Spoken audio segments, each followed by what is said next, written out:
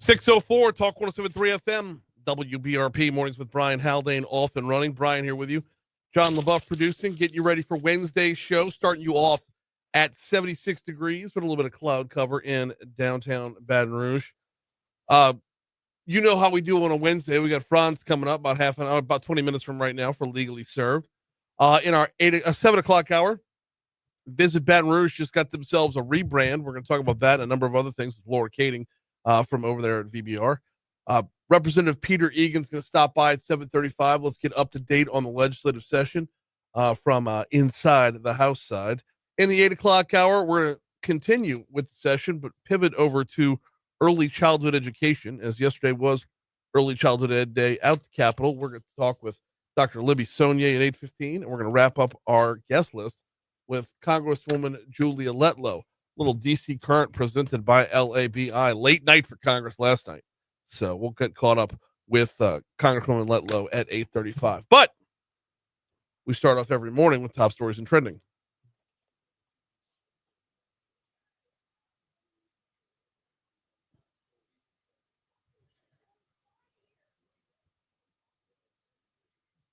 Number 5. A film made by a group of Southern University students, The Hidden Sport, won the 2025 Coca-Cola HBCU Sports Production Grant at the Sports Emmy ceremony. The Hidden Sport won the $40,000 grant while competing with 5 other films. The documentary explores the powerful legacy of the Southern University Human Jukebox, and it was produced by Sidney Coulier. Sorry. Number 4. A 5th fugitive escapee from the Orleans Parish Jail was arrested in New Orleans, according to state police. 19-year-old Corey Boyd was booked for simple escape and was originally booked to the prison for second-degree murder, attempted second-degree murder, aggravated battery, and threatening a public official. 5 escapees are still wanted. Number 3. Keeping with that same story, a New Orleans jail maintenance worker has been arrested for admitting he turned water off to a toilet, covering a hole in a cell wall. That's part of the nefarious plot that allowed 10 men to squeeze through that hole in the wall and escape the facility. Number 2. The state Supreme Court refused yesterday to hear the case of the LSU law professor who sued the university after he was removed from his teaching duties. Ken Levy was taken out of the classroom in January after comments he made in a criminal law class surfaced. Levy said F the governor when discussing Governor Jeff Landry, who publicly attacked another professor over comments regarding the conduct of students who voted for President Donald Trump. Number 1. BRPD is investigating 2 different homicides in the Melrose East neighborhood after 2 bodies were found in nearby abandoned apartment complexes. In April, the body of Shaquinta Scott, 34 years old, was found in one complex. On Monday, the body of 53-year-old Timothy Gerald was found nearby.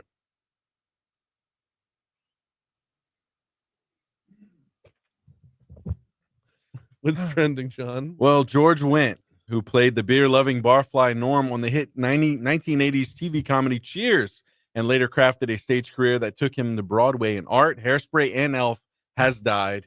He was 76. He delivered every single way. He walked in the bar, everybody yells Norm, and then he would have he would have a one-liner. Somebody would set him up. It was be a setup and knockdown, one-liner every time. So the guy he sat next to was a post office guy. That was Cliff, right? Cliff Clavin. What did Norm do in the show? A number of different things. He was unemployed through some of the show. Okay. Yeah, but he had a number of various different jobs. Complained about his wife mostly. Okay. That's yeah, it's funny because I don't know if you remember, but yeah, we just talked about Cheers during this day in history yesterday as they celebrated the 274th. Wait, that was the final episode was yesterday as well. I think it was in 94. Yeah. Or 93, sorry. Yep. Wow. In other news, NFL owners have unanimously approved permission for players to participate in flag football for the 2028 Olympics. Okay. Yeah. I mean, I don't think we need them. I think the U.S. can win gold easily with guys from the UFL. I think the U.S. can win gold. What we ought to do is have guys who are already retired from the NFL. Oh, okay. And still take it home. It's flag football. It belongs to us. Right. No one's going to touch us. No, of course literally or figuratively. Right. Yeah, this will be fascinating. Hey, in other news, music news here. John Foster announced he will perform at Cajun Country Jam in Denham Springs this weekend. in his first performance since American Idol. So, Okay. Go ahead, yeah. John. We're here for it. Yeah, out there in North Park and Denham. Pretty big lineup, too. I think we're going to talk about that later on in the week. For sure. Because it's, a Memorial Day weekend festival. Not a bad idea. We used to have one of those in Baton Rouge. Might be talking about what we used to have in Baton Rouge when Laura Kading steps in at 7:35. Okay. Yeah. Yep. Good stuff. Yep. Initially, Norm was an accountant. Was the answer to that question. So, I want to say he was a painter for a little while too, which is weird. Like just that little from one to the other.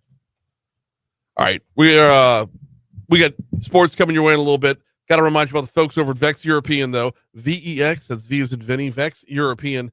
Check them out at vexeuropean.com, or if you wanted to swing on by there, it's 6265 Benefit Drive. That's the backside of Industrialplex. They specialize in European vehicles. So if you drive an Audi, if you drive a BMW, if you drive a Mercedes, if you drive a Jaguar, a Porsche, a Land Rover, if you've got, they do exotics as well. If you're one of like the handful of people in town that has a Ferrari, they can help you. Give them a call at 225-800-4706, or do like I do. I make my appointment by hitting that little appointments tab on the website. Hit up the specials tab first just to see if you could save $100 in your first visit, and then hit the appointments tab and set it up. Go see my guy Vinny. Let him know you heard about it right here. They specialize in European vehicles. You get you want performance and longevity out of those European vehicles. That's why you made the investment. Take advantage of that investment. Take care of that investment. Check out vexeuropean.com.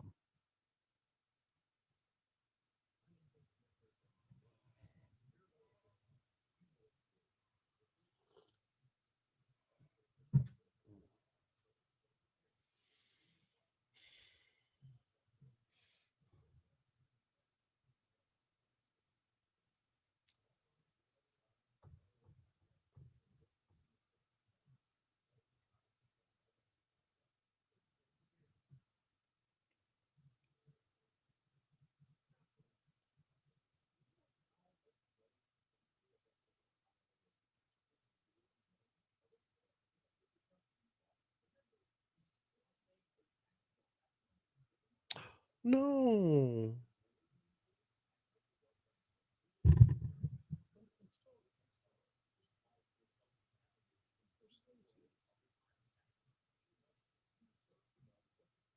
It's rough stuff.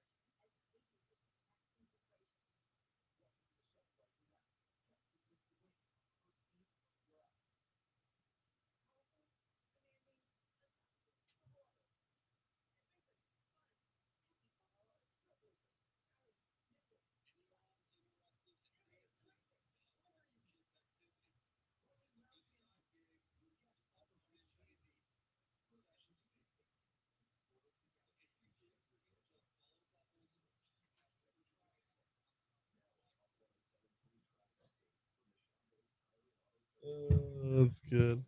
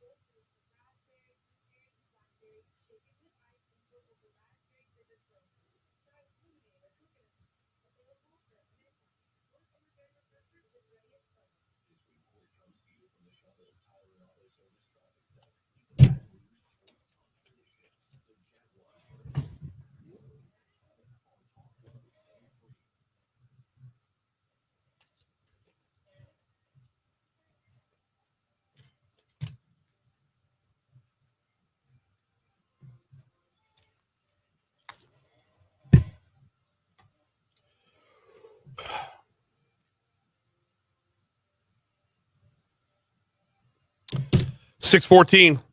Talk 107.3 FM, WBRP. Mornings with Brian Haldane, rolling right along. One day down.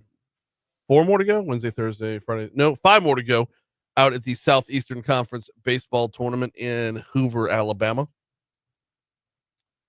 Day one action. Saw 4 games. It's such a rigorous schedule in the first couple days. So day one action saw 4 games, 4 teams advancing. Missouri was not one of those teams. Let me pull up yesterday's scores. I've already got today's schedule lined up here. All right, here we go. Yesterday, in the early game, it was Alabama, a 4-1 winner over Missouri, so Alabama will move on. That game was followed by Oklahoma and Kentucky squaring off. Oklahoma moves on by a score of 5-1. By the way, Missouri only put up 1 run as well. Alabama was a 4-1 winner there. You had Florida topping South Carolina 11-3, so South Carolina's season is done as well. And that was 3 games. What am I missing here? You know what? I need to just go over to the tournament bracket instead. While I'm resetting that and setting the table for today. Oh, that's why. Okay, game 4 of the SEC baseball tournament was postponed. So due to so they had some severe weather in the forecast. So Mississippi State and Texas A&M won't be played until today, which means that your rundown of games. That's going to be a lot of games for today. Your rundown of games for today is going to start off at 9:30 in the morning with Mississippi State and Texas A&M. They're going to get in. Alabama moves on to play Tennessee today. That is TBD, obviously. They should be back on track for Oklahoma versus Georgia by 4:30. And then the winner of, I am so sorry, y'all. I have this on 2 different pages at the same time. Dadgummit. And it's not showing me overall scores. I tell you what, let me move over to LSU real quick, and then we'll get back to that. The Tigers aren't going to play till Friday. And, of course, they won't know who they're playing until Thursday because they got the double bye. So somebody's got to get past 2 different opponents before getting to LSU. They do go in ranked number 1 overall in the polls, but have they done enough yet to get one of those top 8 national seeds, putting them at home for both a regional and super regional? Of course, you don't get to the super regional unless you win your regional. LSU is ranked 8th in the RPI, which is a metric that the NCAA Tournament Selection Committee relies on when determining seeding. Pitcher Cade Anderson says the Tigers, they should be a top seed. If we're the number 1 team, I think it'd be really hard to not be the top 8 seed, but that's just my opinion on it. And I obviously want to play here. The fans obviously help out a lot for us, and just whatever advantage we can get is obviously helpful. But I think no matter where we're playing, what game we play, we'll be ready. So Cade Anderson will likely pitch on Friday. Tigers would need to win twice to get to the SEC Tournament Championship game on Sunday. Jay Johnson says they're going to Hoover to win it. I would never, ever, want anybody to think that we weren't ever doing that. The tournament's a competition. There's a championship. We want to play great. They want to be prepared to, play championship baseball. And I don't think you can go through it as a blow it off exercise or think of it that way. We will not do that. I get it, but at the same time, though, championship baseball means winning in Omaha, not winning in Hoover. So, where do you go from there? It's which one's more important to you? Making sure you've got everybody ready for the next weekend or taking home that SEC crown? All right, let's go back to today's schedule. And now that I have it up in front of me, like we said, 9:30 this morning will be Mississippi State versus Texas A&M. That'll be followed by Alabama and Tennessee. That will be followed by Oklahoma and Georgia. And then the night will wrap up with Florida taking on Ole Miss. Tomorrow, Alabama's not going to have to play twice in a day. Whoever wins the Texas A&M game, the Mississippi State Texas A&M game, whoever wins that one to start off the morning will play tomorrow morning against Auburn. So that game got pushed back. So instead of having a 2-game slate on Thursday, they will have a 3-game slate on Thursday that will start at 11 o'clock our time. All right, we're coming up on 620 at Talk 107.3 FM. I have to completely unwrap everything that I just mixed up. So here comes the Fox Business Report.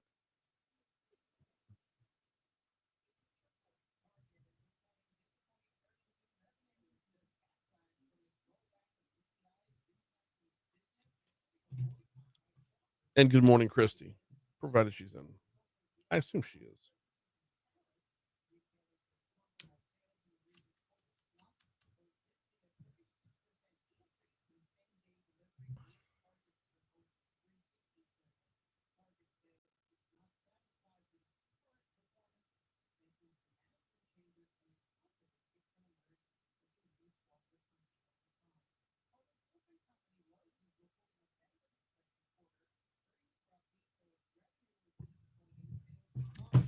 So I'm going to be doing my first commercial ever.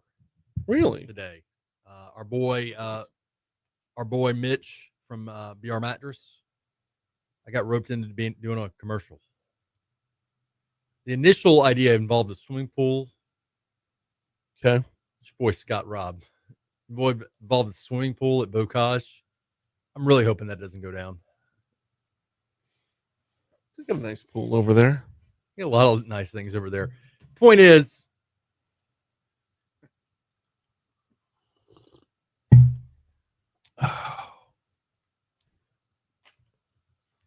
so what do you, if not the pool, what are you going to be doing? I have no idea. Okay. There's a script, I think. Which you haven't read? Come on, man. It's not Shakespeare. I've read it. It's just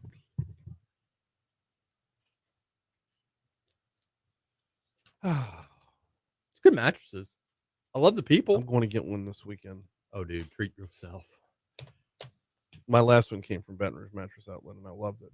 So and let's talk about this on the air. Yeah. Throw Mitch a little bone here. I got to tell you though, like once you get a legit mattress, it like you go on a vacation to a hotel somewhere, and you're just like, I can't. That just depends on the hotel, but yes. Yeah. But I mean, yeah. Yeah, some hotel. I will say this: some hotels are legit. I'm just when you get used to next level, it's like the difference between a Tercel and like a Beamer.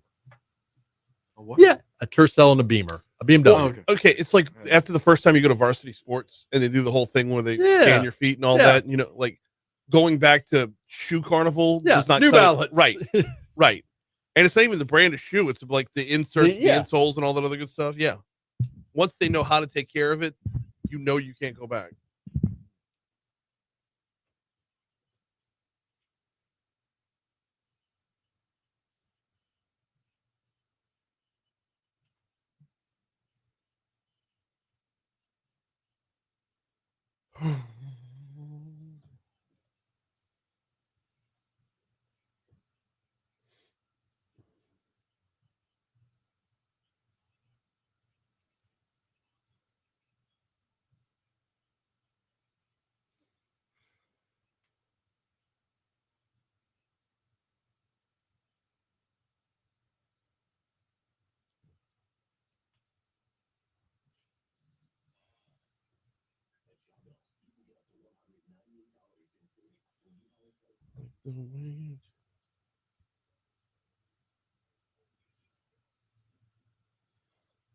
All right, head back to Shaw Bill's Tire Traffic Center. We got our normal volume on I-12 westbound coming in from Livingston Parish, right around that Range Avenue on ramp. Other than that, your interstate systems are great. If you are coming in from Livingston Parish, it picks right up after the Range Avenue off ramp and across the Amy River all the way through to the 10-12 merge. You're actually looking good. It's just when you're hopping on.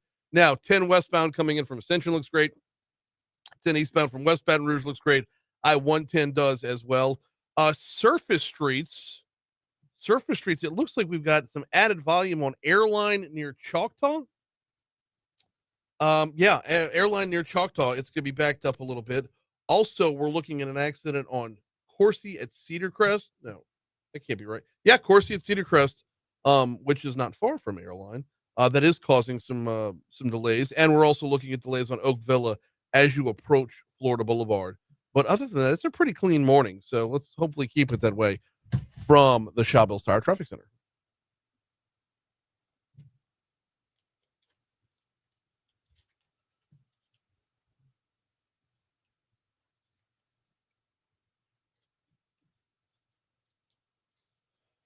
.625 at Talk 107.3 FM, WBRP. Don't forget to download the free Talk 107.3 mobile app. Find out what you missed each day at talk107.3.com and watch us live on Facebook and the Talk 107.3 Baton Rouge YouTube channel, all courtesy of Lake Urgent Care. Lake Urgent Care, walk-in care for minor illnesses and injuries. One of those things you can watch and interact with on that Facebook Live feed is Legally Served, because we're doing that right now.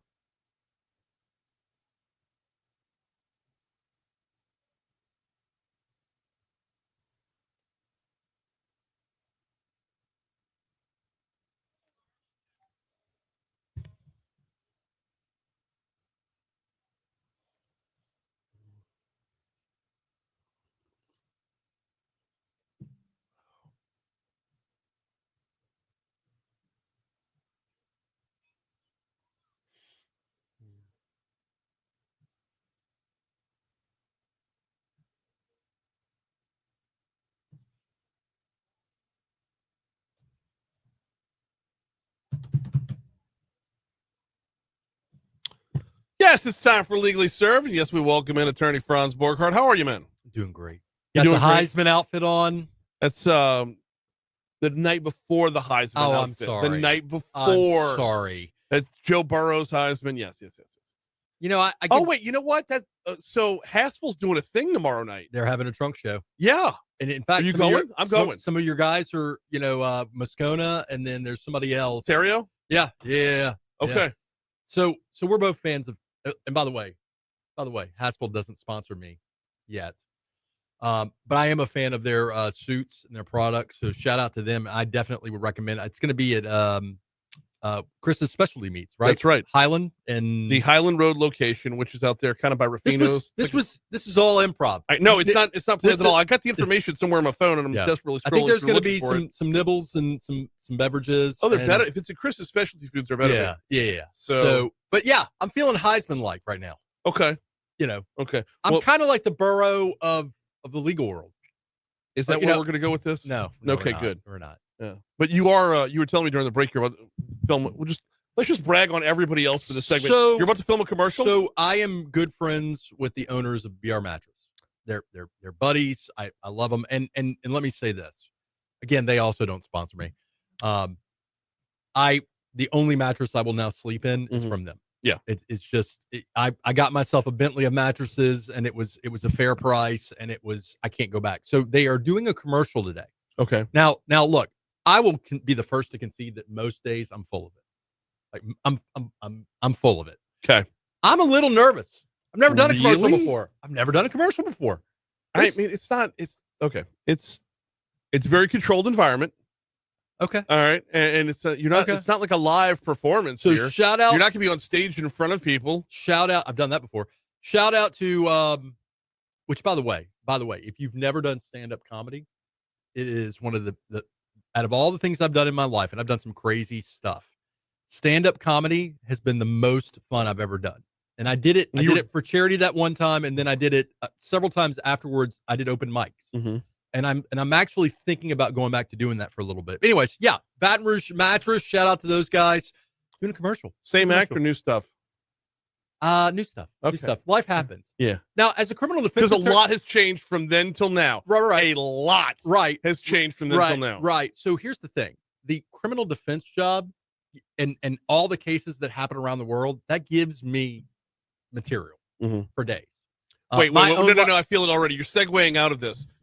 Mitch has got a Memorial Day sale going on at Right. So you get a king size mattress for a queen size price. Correct. So yes, that's I don't want to leave on this yet. So because they're not on Florida Boulevard anymore. Dude, they're in the right Goodwood, next to Goodwood Hardware. Yeah. Nice So- park, lots of parking, safe, very Yeah. nice. They weren't not safe before. It's a nicer area of town. It's a nicer area of town. That's a nice way to put it. And you get 24 months, no interest financing. Dude, buy one set of sheets, get a second set of sheet, have off. Pro tip for the listeners and viewers: get the bamboo pillow. Oh, Big time. You can't go back after that. The bamboo pillow, one of them has like a little arch on it for your shoulder. Uh-huh. You know, that's the one dude, treat yourself. If you're going to, I know this has just become an entire advertisement for other people. It's fine though, It's okay. because they're all deserving people. I mean, Mitch and Mike, and I'm never going to not want to send business their way. I'm never gonna not want to support Haspel. Haspel's good people, man. Yeah. Man, local. I'm not wearing Haspel today though. It's okay. Feel bad You about are that. you are dressed nicely today. What It's are you doing? headshot day today For guarantee. For guarantee? Yeah. Yeah, we're all headshot. no, Like take care of. no. We I get got you. headshots done after the show. So it's 6:30. It's time for news. We're actually going to talk about the law next.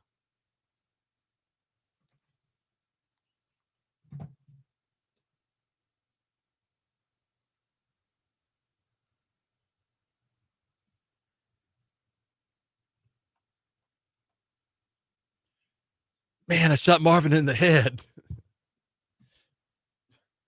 Sorry.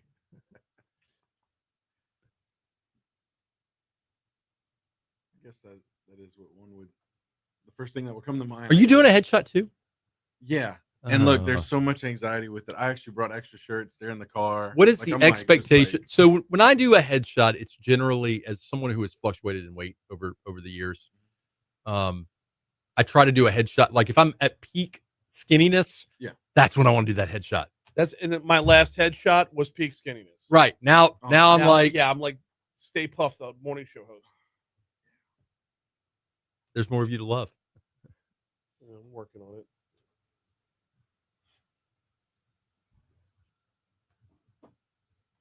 So is the expectation suit and tie, or just? I'm just guarantees. sport coat. Guarantees kind of more It's casual. Everyone's more casual these days.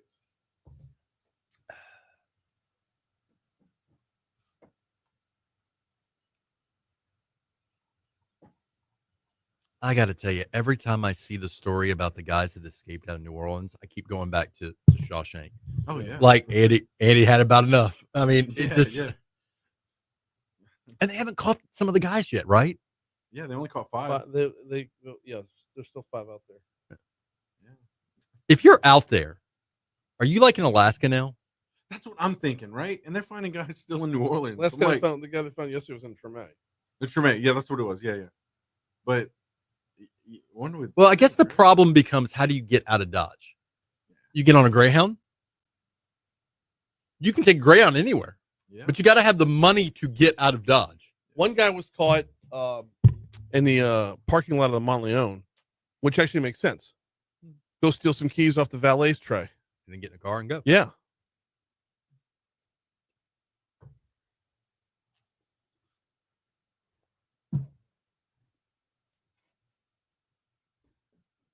Who's the Rotary talking today? Dustin Yates.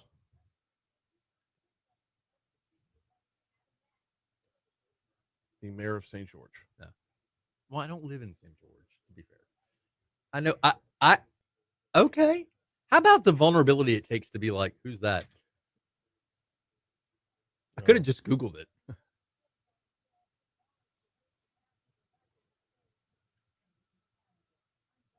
What's going on with St. George right now?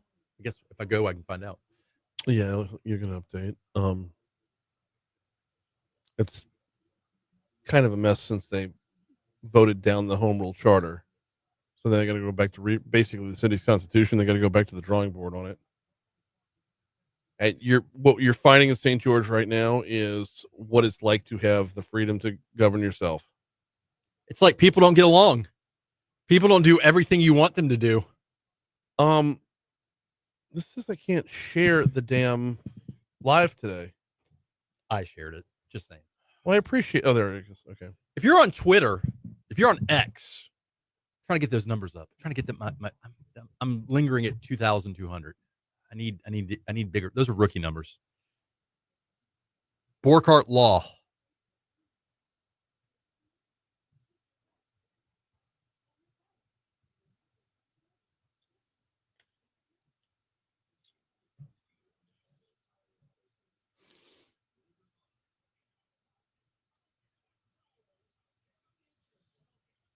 You should have Stephanie Post on to give a counter to give a why tort reform is not necessarily everything you think it is. And you could have a I want more lawyers telling me what affects my insurance rates. Well, she does have a pretty honest take, and I was about to say you can give her a counter. You can be that other voice.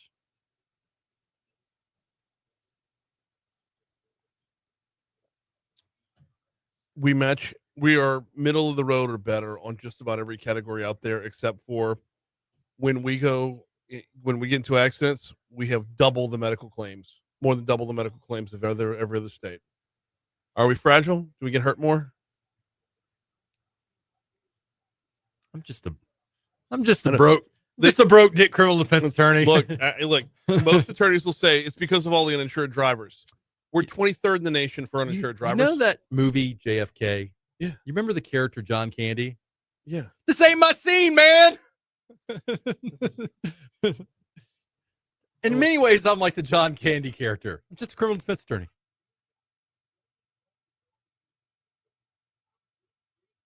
And ironically, the only attorneys that people hate more than family law and criminal defense attorneys are personal injury attorneys. Yeah.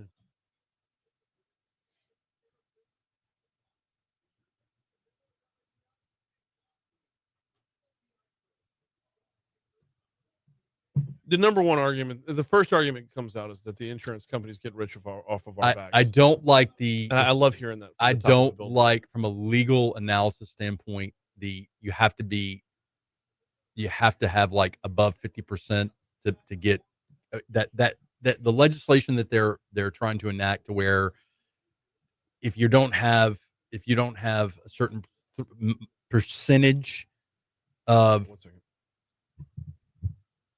Are we going to see any cooler temperatures? Here comes your forecast from Emma Kate Cowan. A certain percentage of what? I have to. I want to pull it up because I don't want to say it wrong. And again, I'm the first to concede. Percentage of fault in an accident.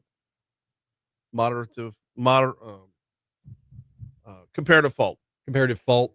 That's Emily Shinover's bill, and I do. You can get Troy on here too. Troy has read Stephanie's explanation. I posted it on Facebook, and there's a good deal of hyperbole, he says, in that argument. That would be good. Like, have a tort reform defense attorney kind of guy, and then like a Stephanie Posa. I just like Stephanie Posa. She's good people. So do I. She is good people. Yeah. Which is why I hate that we can never get past this hump to where. And here's the thing, the part that we're never going to get over, and I don't know why this isn't a bigger part of the argument. Lawyers are trained in arguing, so you're more likely to win the argument in the moment, whether or not you're right. What you do for a living, Franz? I'm just a teddy bear. 638 Talk 107.3 FM WBRP mornings with Brian Haldane, rolling right along. All right, now we're going to talk about the law a little bit. You know, man, have you been watching the Diddy? And I say watching because it's a federal trial. You can't watch it, but you. No, I have not. We've been actively avoiding it around here. Okay. Let's just say I'll put this on a tee for you. The coverage has slipped through our fingers. Like, maybe. So they bring this and this doesn't have to be a long discussion. They bring this giant racketeering charge, which I think you've heard me say before. Bringing racketeering charges, RICO, sounds great. There's a great line in the Dark Knight movie. Great. Bring a RICO charge. It's difficult. It's problematic. And the problem is they are making this, and the RICO case is human trafficking. They're basically saying that he ran this criminal enterprise of human trafficking. Right. They're doing a great job making Diddy look like a horrible human being, but not so much doing a great job with the human trafficking piece. Really? Okay, so here's the thing. And I'm going to be very, you know how I'm not cautious sometimes about what I say. I'm going to be more cautious today. So straight up prostitution is human trafficking, right? Is it? With a lowercase h. Really? It is illicit misdemeanor behavior in most places. Some places it's not even illegal. It's exchanging money for services. Mm-hmm.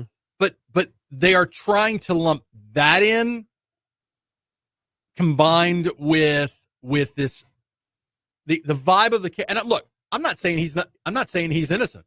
I'm saying the government ain't doing a great job right now. Okay. It's going to take more than the baby oil. Right. Okay. What they're doing is they're trying to essentially use people who did consensual acts who, like, after years later are like, I'm really not crazy about the fact that I did that. So now that I don't like the fact that I did that, I'm going to take that consensual act that I did and make it into something that's not consensual. And that is a problem. That is a problem. We've seen it before. And I got to tell you, what's going to be really bad for the federal government is if Diddy walks. And that, by the way, that hardly ever happens. Okay, because the government walks in with a completely loaded arsenal. Especially the federal government. Right. They don't bring the charges unless they know they've got everything from start to finish. Dude, they care about their batting average. The optics of this case were awesome. The search warrant where they're filming the tons of, and we keep joking about the baby oil. By the way, think about it. It's just baby oil.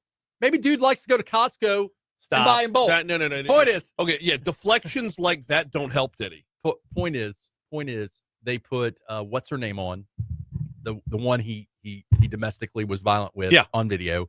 She did a great job. The problem is, it's not a federal crime. Being a jerk, being an a-hole, being domestically violent isn't in and of itself a federal crime. Right. So, yeah, you're painting a great picture of this dude being a horrible human being. But you know what? If you're a juror, you might be in a position where you're like, I ain't going to convict somebody for this crime just because they're a bad human being. Right. So I'm predicting, unless the feds get their act together, it ain't looking good. And look, I got no love. That's not true. I like some of his music. I celebrate. Mm-hmm. I got no love for Diddy, though. So if they convict him, I ain't going to lose any sleep. It's about the same amount of love I have for the guys that escaped out of New Orleans. We'll get to them in the next segment. Yeah. We'll get to them in the next segment. I want to go back to the racketeering part of this. Okay. Because racketeering covers a lot of ground. Basically, it feels like a catch-all. So it's a business enterprise, right? Or a criminal, like a criminal enterprise. What they're saying essentially is this guy, Bad Boy Records, this guy had like this massive entourage of guys that were and gals that are on the payroll, and he's using that to have these freak-off parties. But which by the way, for the record, Franz Borghardt, having a freak-off party isn't necessarily a violation of federal law. Mm-hmm. So they're having these now look, again, being a bad person also isn't necessarily a violation of federal law. Settling with someone civilly isn't necessarily a crime. Okay. So look, I'm not saying the case is over. They may still convict him. He may never see the light of day. Oh, by the way, man, he's looking rough. Wouldn't you be? Yeah, he's looking rough. He's looking at a life sentence. Let's not beat around the bush. He's looking at a life sentence. You said, was this during the break or on the air, where you said that prostitution and sex trafficking or human trafficking are basically the same human thing? trafficking, when we think of human trafficking, like capital H human trafficking, yes, we think of little kids, minors, sometimes trafficked from another country, sometimes trafficked to a country. We think of minors that are trafficked online through criminal conspiracies and activity. Child pornography can involve human trafficking. Mm-hmm. It can be any sort of thing. Prostitution technically is with a minor is human trafficking. With a minor, it's yes. not technically. Okay. Well, you is. didn't have that with a minor part on the front end. The question is a consensual adult taking money for sex a federal crime under the human trafficking law? And I'm going to tell you, I don't know that it is. I don't think, and that's where prostitution and human trafficking would be separate. It is a myth. Now, look, to be sure, it is still a crime. At least in Louisiana, it's a crime. Yeah.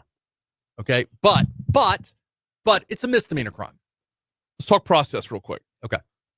Because you said the feds are kind of behind, and there's a clock ticking, right? Mm-hmm. How do they go about making up ground? How would they go? They need to start putting on some significant evidence of the human trafficking. That is and connect up with the enterprise.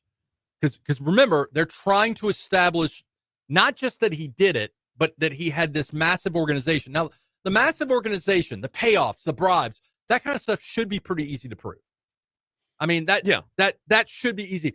But they better seriously start bringing the human trafficking evidence Well, I asked that to ask this: is that can you prove the racketeering if you can't prove the trafficking? You got to have the criminal enterprise Because component. but you got to have the trafficking for the criminal enterprise, don't you? Well, or if it's simple prostitution. So I hate doing this, but it's such a good explanation. There's this movie, Dark Knight, right? Where Harvey Dent's like, if you can prove that one of the members of a conspiracy did a crime, then you can prove that with RICO, you can attribute it back to all of them. Mhm. Okay. Oversimplification, but that's kind of the thing, right? If the government can prove that Diddy was orchestrating federal crimes Mhm. through another individual, then he can be held liable for that himself. That said, I'm just telling you, even the judges making comments in the trial, like the judges made some comments, which is like telegraphing, like What kind of comments? like, so remember, federal court's different than state court. Mhm. And essentially the judge has intimated that, hey, are you guys going to and I'm paraphrasing. Hey, are y'all going to bring some evidence? Yeah, like those kind of comments. Okay. Yeah, I mean, yeah, you've proven that he's a bad dude. Yeah. That he beat the snot out of this woman. Which, by the way, why was he never prosecuted in state court? Well, the statute of limitations is run now. Okay. That's why the reason this is a federal is because of statute of limitations and the nature of the crimes. Time frame wise, and what are we looking at here? Because I mean, there is a ticking clock on this. I mean, it's more like a basketball game than a baseball game. So, I mean, you could have a verdict in the next couple of weeks. I mean, wow. And then the judge, if they don't prove their case, even if the jury convicts and there's not sufficient proof, the judge can step in. So it's still, I mean, it looks bad for him still, but I'm just saying it's going off the rails. Okay. Yeah. Take a quick break. When we come back, yeah, we are going to talk about the Orleans Parish prison break. 5 have been caught, 5 are still at large. We'll cover it next.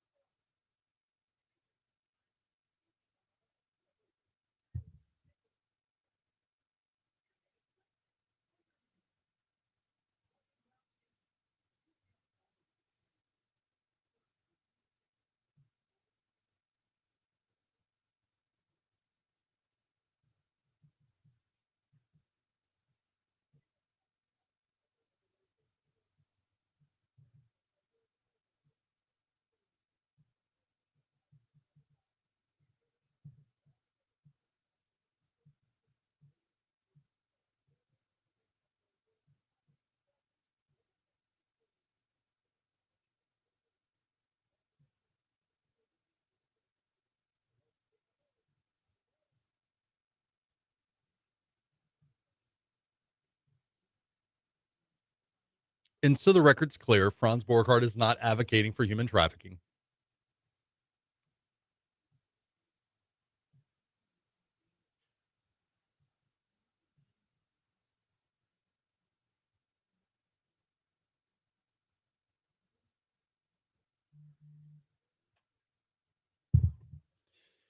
Oh, Nannerloo says y'all need to watch the movie Blink Twice. It's a lot like the Diddy stuff. There's more to the baby oil than you think. Oh.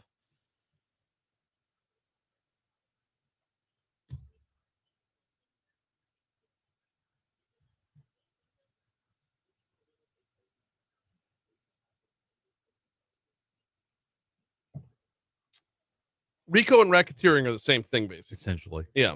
The R in RICO stands for racketeering. Right. RICO just sounds cool. Yeah. Racketeering actually kind of sounds cool too. But the back end of the C and the O are something like corrupt organizations or something like that. Yeah. I don't know what's the I stand for. I don't remember. It is not easy. It's great in theory when you want to gobble up like 200 defendants. But the problem is it's not like they were using it like, remember, it like Capone. Yes, it was meant to take out the mob. Right.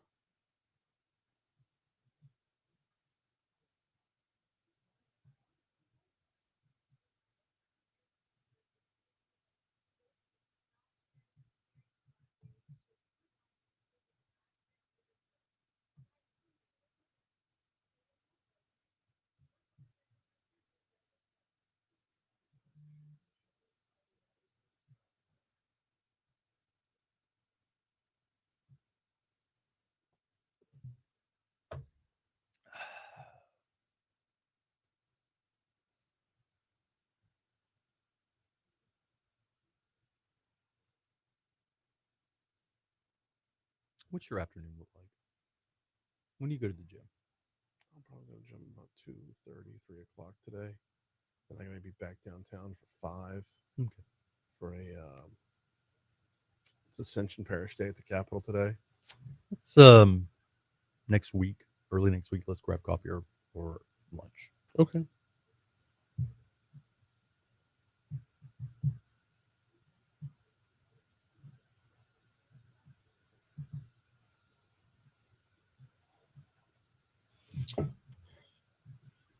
I got to tell you, going back to Haspel, some of their solid color suits, like the navy blue suit, it's really a seersucker, but it's a navy seersucker that looks from at a distance. Yep. I got to tell you, those suits are bang for your buck. Because I think that's what I'm going to get this time. I think that's what you should get this time.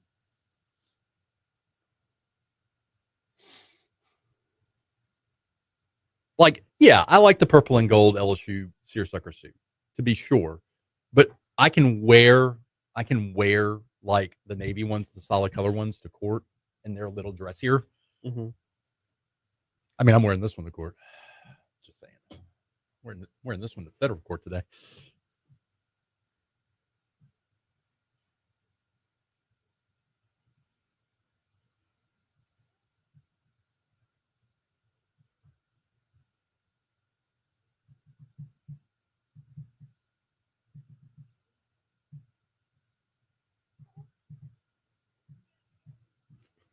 There it is.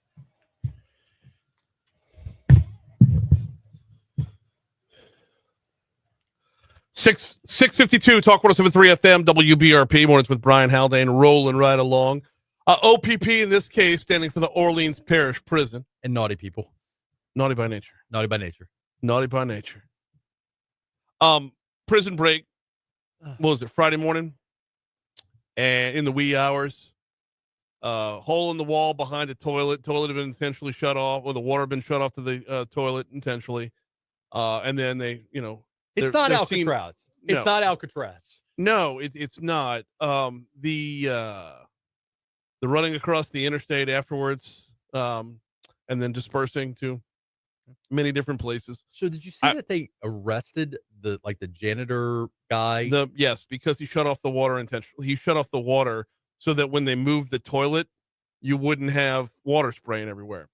Now, as is often the case, the last item on the checklist should have been cover your tracks. If they put the toilet back, maybe they're out for even longer before somebody knows it. I don't know. Well, the problem is going to be the empty cell area, right? So 10 guys. Going back to Alcatraz. Somebody's walking up the hall saying, "This feels light." Yeah. So is there reason to believe that the employee, the janitor or whatever he was, who's gotten arrested, were they threatening him? Did they threaten him to do that? Yes, they were. Duress is the defense. Uh-huh. Like, hey, if I didn't do this thing, like, they were going to shank me. If, like, you're the bank teller and an armed robbery is going down and they put a gun in your head and said, open up the vault, and you open up the vault. No, we don't arrest you for being a co-conspirator to the armed robbery. We don't do that. So that guy may have a defense. Does he have to prove the duress? I mean, whose word are you going to take? His word or the guys that are out in the, the guys that are out doesn't matter. You don't have to take their word at all. So does he have to, like, okay, if they gave him, like, let's say they said, here's $5,000 in cash. We need you to do this. All right. Now, if he comes back and says they threatened my family, does he have to show receipts that they threatened his family? No. I mean, guys, look. So there will probably be an allegation that they threatened him in the facility. Mm-hmm. There's 10 of them. Yeah. Okay. There's 10 of them. Now look, the other side of it is he could have been on the take. He could have helped him out. That's my point. But what are they paying him to help him out? Like cigarettes? No, they're likely connected to somebody on the outside. Might be. I mean, that's. Meanwhile, what kind of candy? Okay, I won't say the word. This prison really isn't that secure. Well, it begs the question: what have they been doing with all the money that they give? What was it, $71 million or something like that? They need more. I mean, You would think that moving a toilet shouldn't be the easiest route to get out of prison. And yet it is. But this wasn't just moving a toilet. Somebody had to cut through a wall. Somebody had to cut through rebar. How long do you think it was that it took them to do this? To see, that's what I don't know. That's the part I don't know. Was he cutting off the water? Was he cutting off the water like nightly, or was it like no, just for the move, huh? Well, I mean, if you're cutting behind the toilet, these so many questions. If you're cutting behind the toilet from the other side of the wall, you're fine. Right. You go to the other side of the wall and work your way back in. Oh man. Right. This wasn't like a Shawshank situation where he's dropping dirt in the yard every day. Andy's favorite hobby was dropping part of himself in the yard every day. Yeah, this wasn't like that, but there was some, groundwork put in. Oh man. So, okay. The maintenance worker says, where did it go? The story from the Associated Press: a New Orleans jail maintenance worker has been arrested after admitting he turned water off to a toilet covering a hole in the cell wall, allowing the 10 men to squeeze through. The inmates, there was threats of stabbing, so it's not like they were threatening somewhere else. Arrested staffer describes his involvement in escape. Okay, the inmates escaped by removing a sink toilet combination unit from a cell, then cutting steel bars behind the cell room sink. After bending the bars, they slipped out. Unclear what they used to saw through the bars. One would have to imagine you don't have those kinds of power tools just at the ready when you're in prison. Authorities believe the sheriff's employees must have helped. 3 have been suspended. Just the one has been arrested. So this sounds like they had a whole crew. A Rico. You know what? Yeah. I mean, so old boy's bond, the guy that shut off the water, his bond is like $2 million. Mm-hmm. And you know that the inmates that they've captured are like rolling on everybody. Oh God, yes. Snitching. Yeah. Snitching. The 5 that are back in, there's still 5 on the loose. Yeah. So there's still 5 out there, and they're catching these guys in like in town. Yeah. They caught one out in New Orleans East. They caught one in Treme. One was in the parking lot of the Hotel Montleone. That's the only one that makes sense. I'd be in Alaska right now. Or Canada. Williams, the guy who was arrested, the worker who was arrested, said one of the escapees threatened to shank him if he did not turn off the water. So we don't have a wall in Mexico. Is it easy to get into Mexico? I mean, it's easy to get across into us. Is it easy to get into Mexico? I don't know. Like I'm just thinking thinking maybe Treme was not. I mean, I know that's where your people are. Yeah. But like, I don't know. Yeah. If you're going to run. This is going to be one of those cases. Sometimes in the law, we make examples of people. Mm-hmm. And it's not unjust to do that. We gotta make an example to discourage this kind of behavior. Yes. And by the way, how often do you see massive parish prison breaks? Very seldom. This was the largest one in the state history. Right. Very seldom does it happen because most people who are incarcerated are doing their business and moving along. Yes. Most people, especially those who are maintaining their innocence, because let me tell you, what seems to contradict the maintenance of your innocence is trying to escape from prison. All right, we got 1 minute to go here. Within that minute,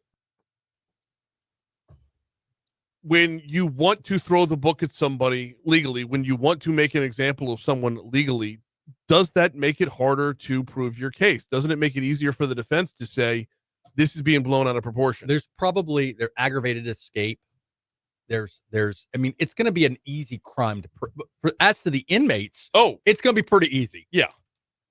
But for the worker who teamed up, that's not an easy. Listen, the threatening defense by inmates.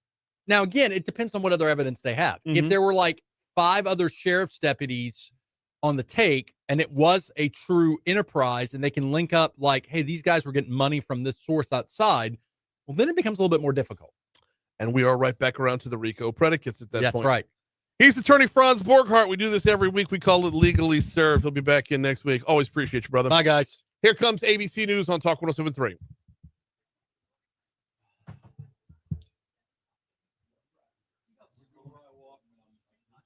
Yes.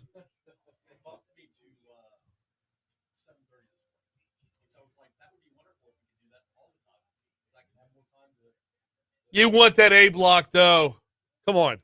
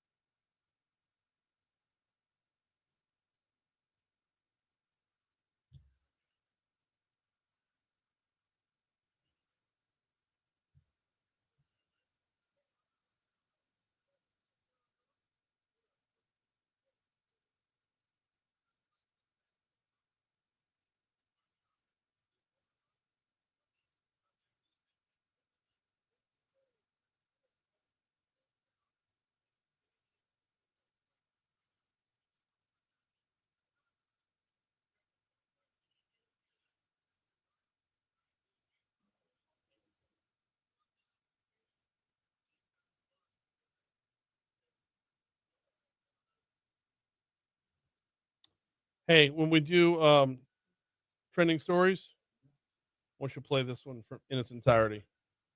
I just emailed it to you.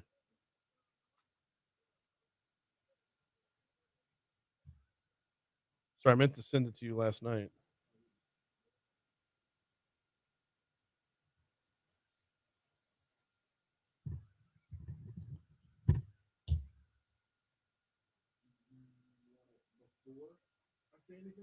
No. We'll set it up with the. You always did the one-liners.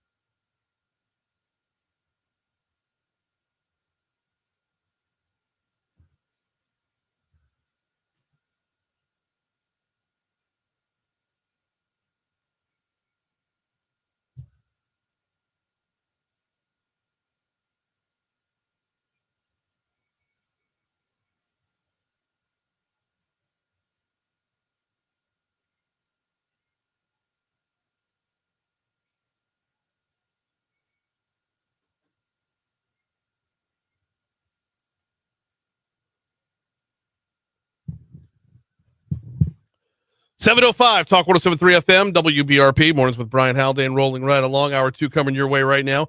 Brian here with you. John LaBeouf producing. This hour we will be visiting with Laura Kading from Visit Baton Rouge. They got a whole rebrand going on. In fact, we got a lot of ground to cover with Laura. I want to talk about Jason Josh's trip through the state and their stop here in Baton Rouge. I want to talk about the bowlers. Can we get an update there? Laura's coming up in our next segment. Also this hour, Representative Peter Egan.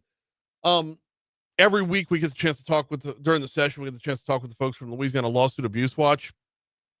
This week we're going to pivot to talk with a legislator who is going to bring us up to speed on a number of bills that are moving on that front.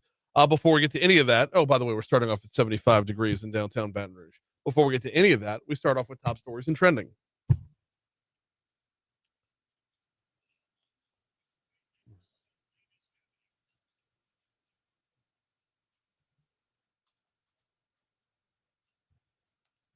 Number 5.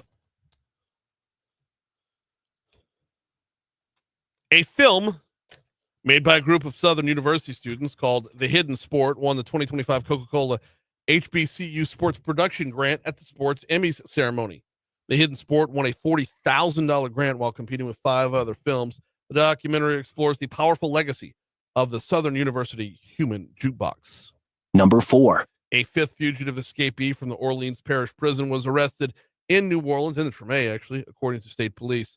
19-year-old Corey Boyd was booked for simple escape, was originally booked into the prison for second-degree murder, attempted second-degree murder, aggravated battery, and threatening a public official. 5 escapees are still wanted.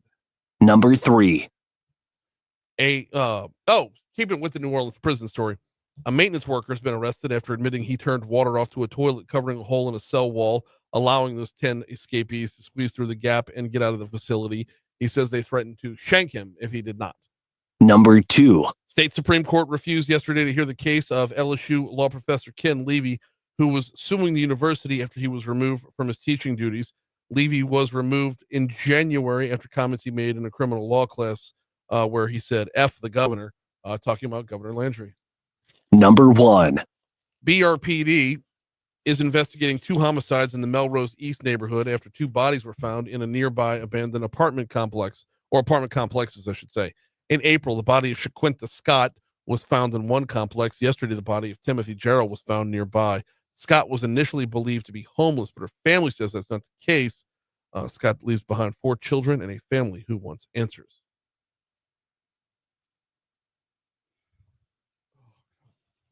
What's trending, John? Well, George Wendt, who played the beer-loving barfly Norm on the hit 1980s TV show Cheers, and later crafted a stage career that took him to Broadway in Art, Hairspray, and Elf, has died. He was 76. I mean, Cheers was must-see TV to begin with, right? Before there was a tagline of must-see TV. Cheers was it, man. Cheers. And Norm always delivered. Everybody remembered, you heard it during ABC News there at the top of the hour. Right. He walks in, everybody goes, Norm! But that wasn't the good part. The good part would be the setup and punchline after it. And it was always on point. In fact, I think you grabbed a little compilation there. Let's see. You want to hear it? Yeah, all of them in a row. Good afternoon, everybody. Hey! How does it beer sound, Norm? I don't know, Coach. I usually finish them before they get a word in.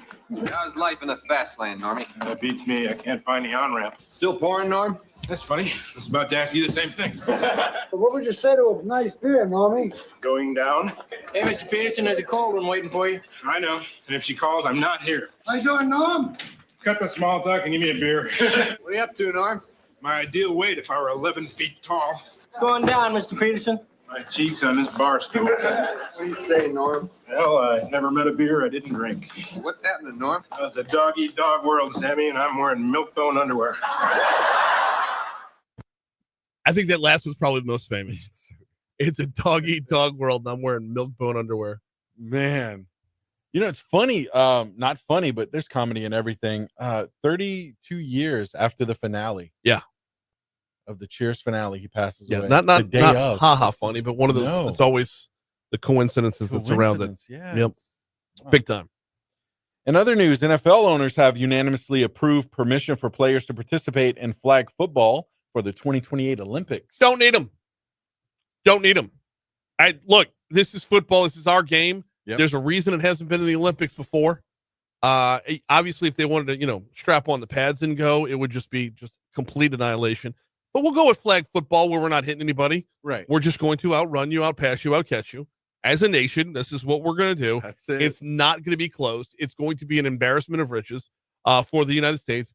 And look, as much as I want to see, I don't know, let's just say Justin Jefferson and Jamar Chase to keep it at home, running circles around the rest of the world, we could probably get this done just as easily with guys from the UFL. Yeah. Go hit up the Birmingham Stallions for their roster, and we would still win overall. That's just me. Yeah.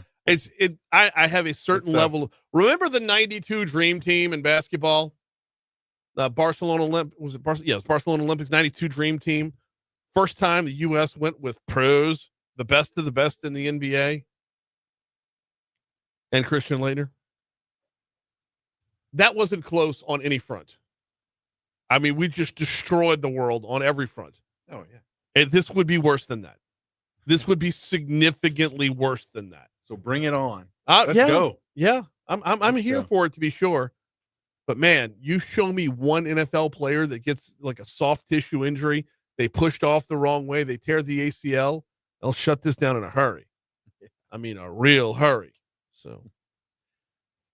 Local news here. John Foster announced he will perform at Cajun Country Jam in Denham Springs this weekend, and his first performance since American Idol. We gotta see if we can score some tickets to that. And they're floating around the building. I know they're floating around the building. We can see if we can score some tickets to that and give them away before Friday. Yeah, it's a great little Memorial Day concert out there.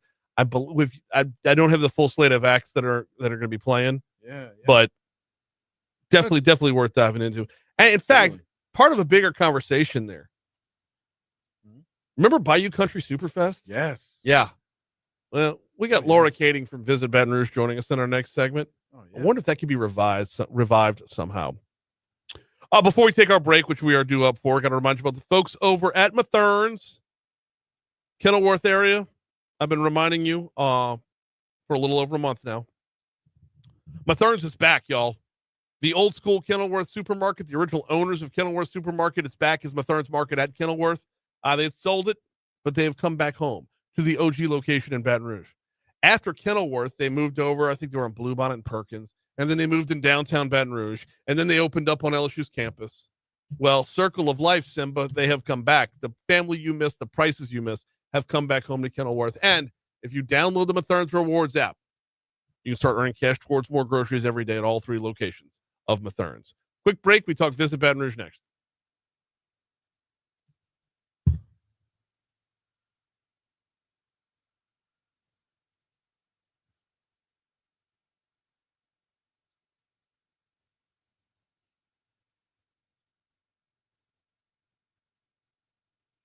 some of the lineup for Cajun Country Jam. Frank Foster, Dylan Scott, Craig Morgan as well. Nice.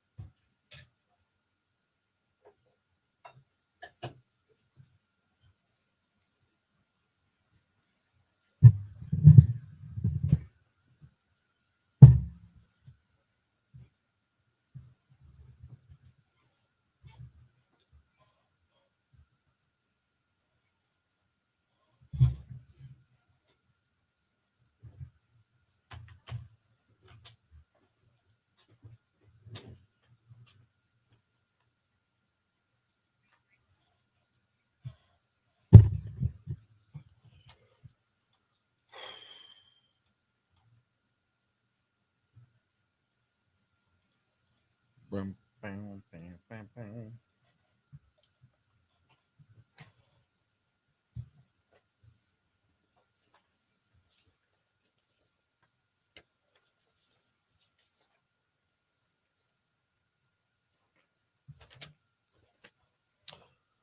$7:15 Talk 107.3 FM WBRP mornings with Brian Haldane rolling right along. All right, time to talk a little Visit Baton Rouge. They got themselves a little rebrand going on, a little facelift, as it were. Joining us now from Visit Baton Rouge is Laura Kading. She's the Senior Vice President of Marketing Communications. Laura, welcome back. How are you? Hey, Brian, I'm doing great. Glad to have you on. Good running into you the other day out at the state capitol for Tourism Day. Yeah. Before we get into anything else, recap what that day was like, because I know we talked so much about the laws that are passed and the bills that are discussed within those chambers, but there's so much get together under the rotunda. Absolutely. I think the biggest thing for us is just to be in front of our legislators, to kind of be arm in arm with the rest of the industry so that they're seeing that tourism is everywhere around the state. It is an opportunity for us as an industry, like so many industries do, oil and gas, your arts, your education, all of the different industries kind of gather at the Capitol at some point, like we did last week, to really speak to why they're important, why they need attention, and just try to kind of call out those legislators to remind them, hey, we're here. Mm-hmm. If you need something, we're here. Thank you for what you're doing. Oh, and by the way, remember these bills are coming through. And when you see them, think of us. Exactly. But and the thing of it is, though, y'all survive on your own. Like it's the hotel motel tax. You're not asking them for any money.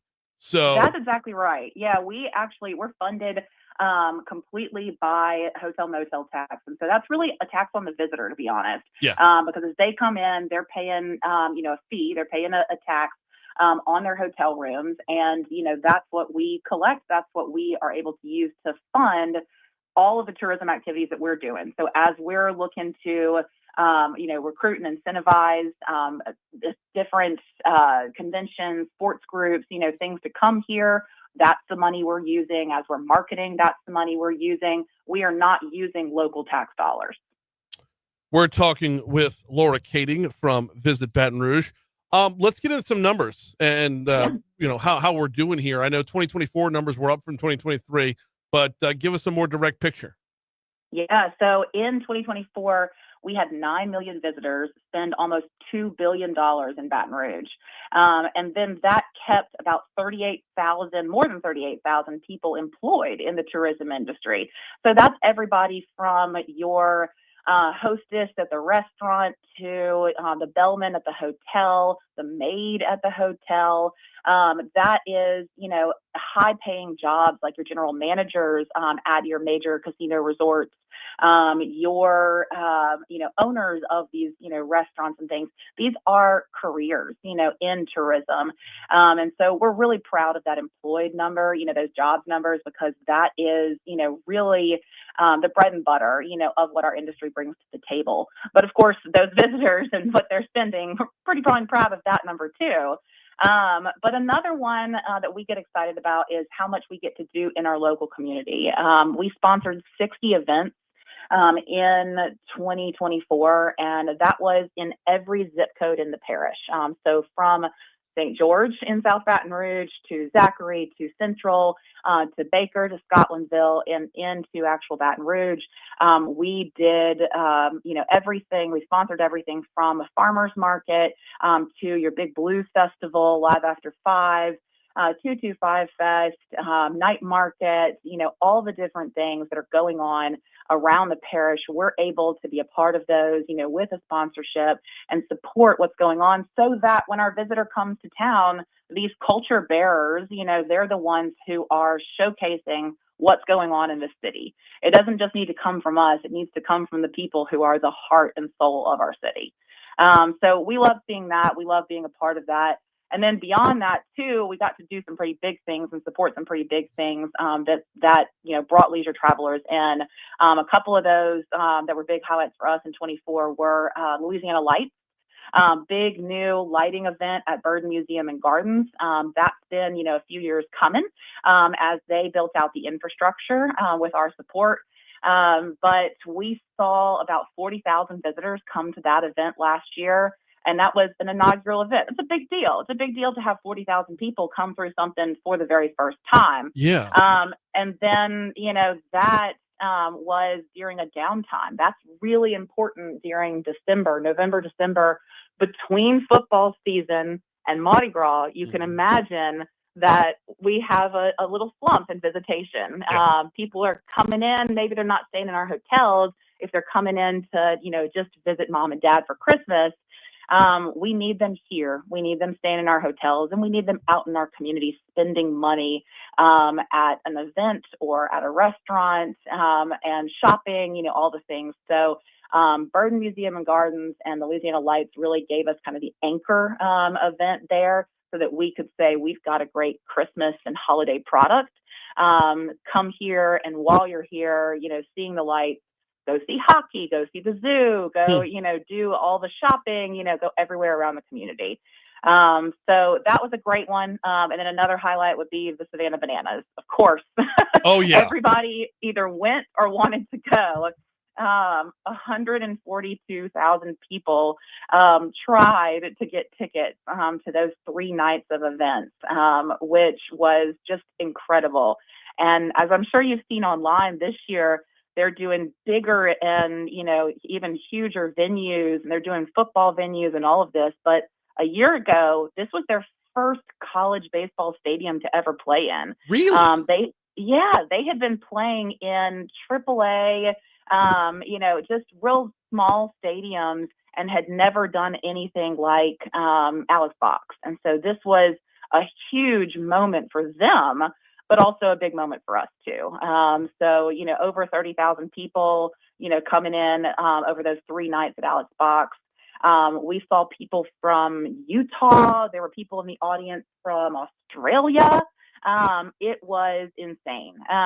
So it was great to see that, great to see the hype that they bring to the table. Mm-hmm. And then also kind of great to be part of what felt like the beginning of something huge, or maybe not quite the beginning, but early in, something huge for that, traveling baseball team.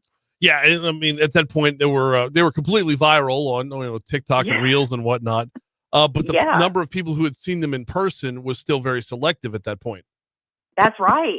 They just played. They've done a lot of like MLB stadiums this year. They've done a couple of college football stadiums, now. So now it's a little more believable. I think it's also a little more in the public space. Those who maybe hadn't seen them, go viral are now like, oh, I know who the Savannah Bananas are.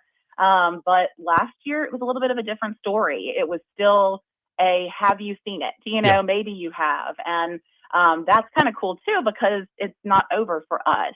They enjoyed their time here so much that they are coming back, and they've increased their footprint. So the Savannah Bananas now have multiple teams, Right. and that includes the party animals and the tailgaters.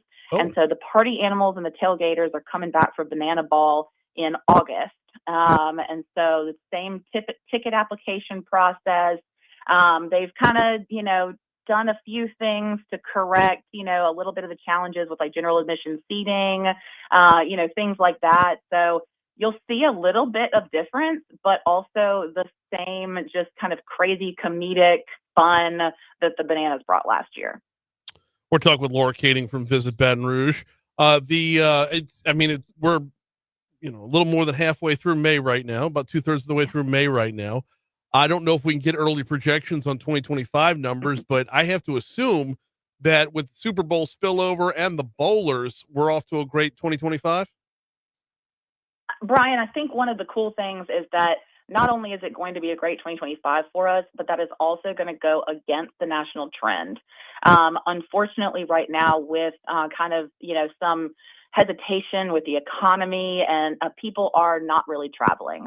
People are not getting out to do a lot of leisure trips like they might typically do if they knew what next month's finances look like, if they were secure in jobs and everything. So what we have seen, though, here in Baton Rouge is that 2025, really in large part because of the Super Bowl, but also because of the United States Bowling Congress, has been excellent so far, and we expect that trend is going to continue.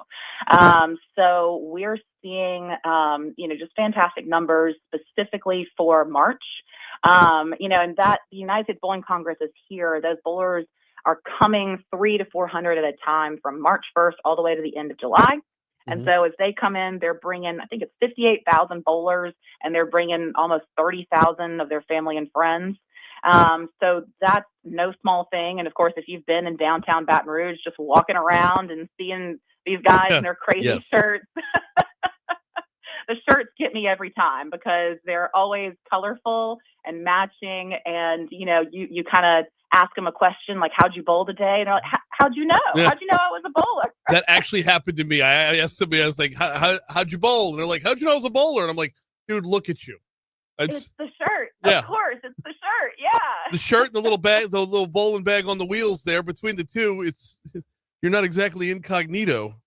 Right. It's a dead giveaway, of course. And so, they're walking around downtown. They want to get, a great just like burger, while they're bowling. They want to get a lot of times like a late night meal because they're bowling from many of them or whatever start either really early or they finish really late, just depending on when their bowling session is. And so they're giving a lot of business specifically in downtown on the day they're bowling. But then a lot of them have a day in between their different, tournaments where it's just pure downtime.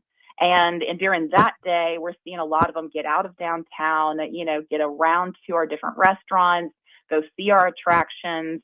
Our attractions have responded with some, kind of new signage and some new excitement.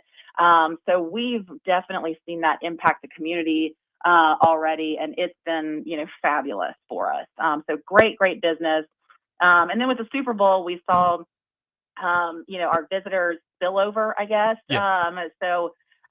That is, we had a lot of last minute bookings from the actual fans, of the teams. Of course, a lot of those corporations kind of came in early. They were booking 6 months in advance, maybe even 12 months in advance, and they took up a lot of the hotel rooms in New Orleans. And so we were able to kind of swoop in a little bit, do some, digital advertising in the markets where the fans were coming from. And, we got a lot of those fans in town, specifically in those hotels, but also, of course, spending, money on things like gas and parking and everything else. But that was a definite lift for us in February as well. Got a couple minutes left with Laura Kading, and we got way too many topics to cover here. I want to ask you, you talk about our numbers being up in spite of travel overall being down, I want to talk about international travel as well, because we just had Jason Josh roll through town. But let's stay disciplined here, and we'll get you back on like next week or whatever for everything else. But we've got to touch on the rebrand real quick. Y'all got yourselves a new logo. Got to, it's. Tell me what went into it and what it looks like and what it means.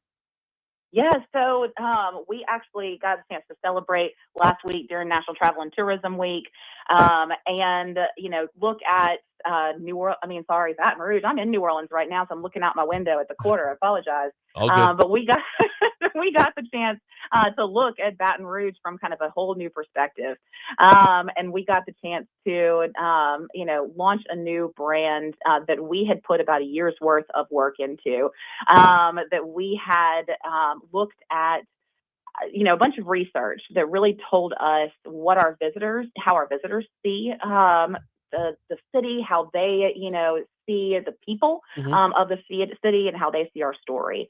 And so as we were looking at that, some of the things that stood out was the river, just the greenscape, the urban greenscape of our city, of course our food, the friendly people and their eagerness to tell the story of the city, the state capitol, other historic sites, the family friendliness, and then the festivals that related back to Louisiana culture. And then they also told us that we needed a signature look. They needed something that distinguishes us from New Orleans, something that, really sets our city apart. So as we kind of took those insights and we said, okay, what can we do with this? How do we want to establish a new look and feel, but also establish a new story? We started to look around, for a symbol, a mark that kind of, stood out to us that would be familiar to locals, but would also be something distinct, for visitors. And we started to really note the prominence of the quatrefoil. The quatrefoil, of course, is a shape that's repeated at the old state capitol over and over and over. It is a beautiful symbol, elegant, and it has been, something that, of course, we noticed. My goodness, my bridals were taken in front of that gorgeous stained glass at the old state capitol. But we started to notice it not only at the old state capitol, but it's on the crosswalks of downtown 3rd Street. It's in ironwork outside of LSU's dormitories. It's on wallpaper at LASM downtown. It's on the ironwork at the wine room outside of Jubin's. And it's underneath the Perkins Road overpass on some cool artwork. It's really all around the city. And so as we were noticing that, we kind of said, that's it. That's our symbol. That's familiar enough to me as a local to stand out, but also something that can distinguish, who we are. So we grabbed onto that and we said we want it to be iconic to our city, and something that can be recognized. So we jumped on that. Our new logo incorporates half a quatrefoil to make it something that's recognizable enough, but also, of course, incorporates our name into it. And it kind of gives a refined and approachable feeling, communicates that kind of laid back luxury that we see in our city. We're not trying to be something overly fancy, something that, just feels unapproachable. But we're trying to, showcase a bit of refined and sophisticated Baton Rouge. So, it's an authentic artifact. It really is who we are. It's part of our history, but then it's also now a part of our future. Absolutely, and it looks fantastic. We got about halfway through our list, but we are straight up out of time. In fact, we're running long. Laura Kading with Visit Baton Rouge. I'm going to connect with you after the show. Let's get you back on early next week to pick up where we left off. I love it. Sounds great, Brian. Always good to talk with you. Likewise. Here's news.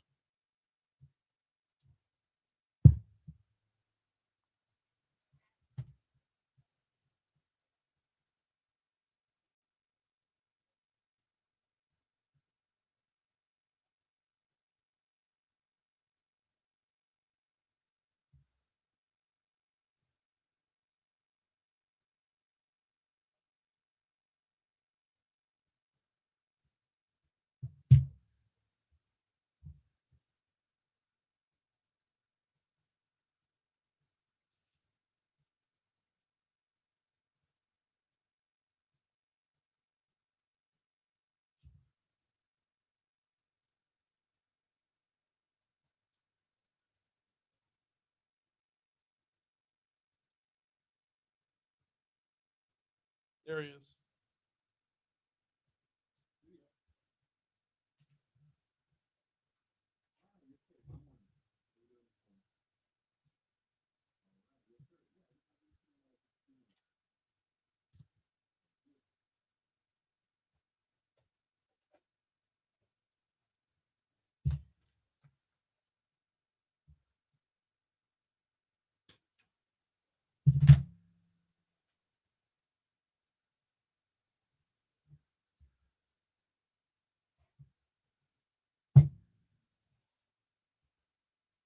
So we can come back to this later on.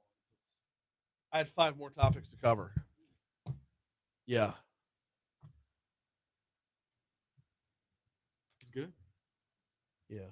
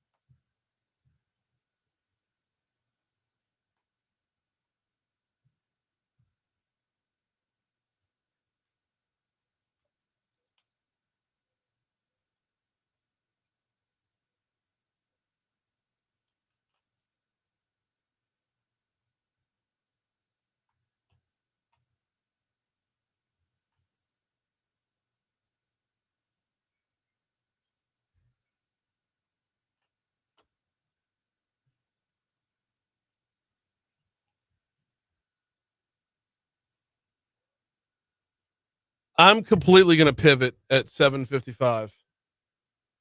I'm reading the story. All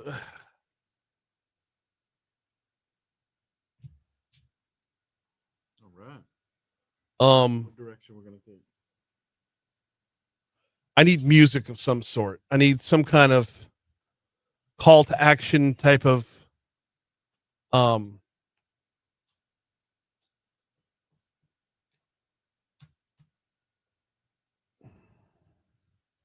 trumpet fanfare. Go into Muso's folder. And this that might not be the one I want. He's got the trumpets for the Emperor of Empty Yards, that the bit that Moscona did about Derek Carr.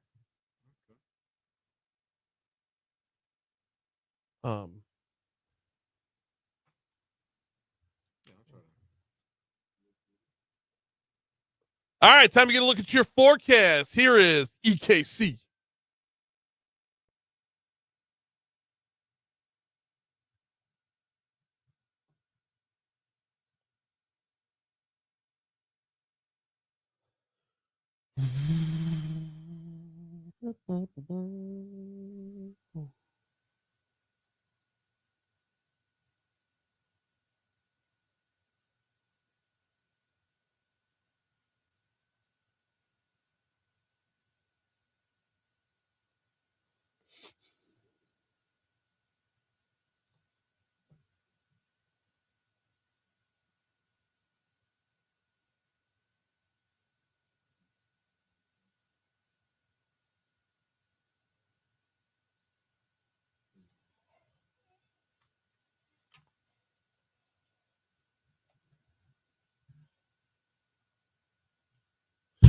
.738 Talk 107.3 FM WBRP mornings with Brian Haldane, rolling right along. Time to get caught up with the legislative session. Time to welcome in State Representative Peter Egan. Representative Egan, how are you, man?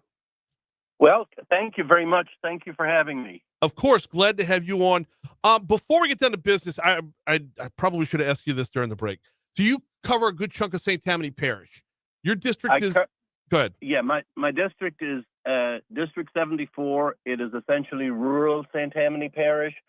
It has the great metropolis areas of Abita Springs, Pearl River, Folsom, Bush, Sun, and a little bit of Covington, and then all of the area in between, which is mostly farmland. Okay, you get both Bush and Sun. Correct. Back in your neck, up Lee Road, maybe? I live off of Lee Road, and that's kind of the downtown area of my district. Yes, sir. The booming metropolis of Barker's Corner. I grew up down there. Now, please, this is how we address it. It's Barker's Corner, USA. Yes, it is. We got State Representative Peter Egan. You got a busy session going on. Bring us up to speed on what you're working on. Well, I guess the most essential bill that I've carried this session is House Bill 435, yep. which limits the general damage cap on settlements, which is the cap on non-quantifiable issues such as mental anguish, pain and suffering, those type of things that you cannot put an actual number on, but which are, again, very much part of large settlements. So that puts a damage cap on that. We had reviewed the status across the country. There are 13 or 14 states right now that have general damages caps. They range between 300,000 and 1.2 million.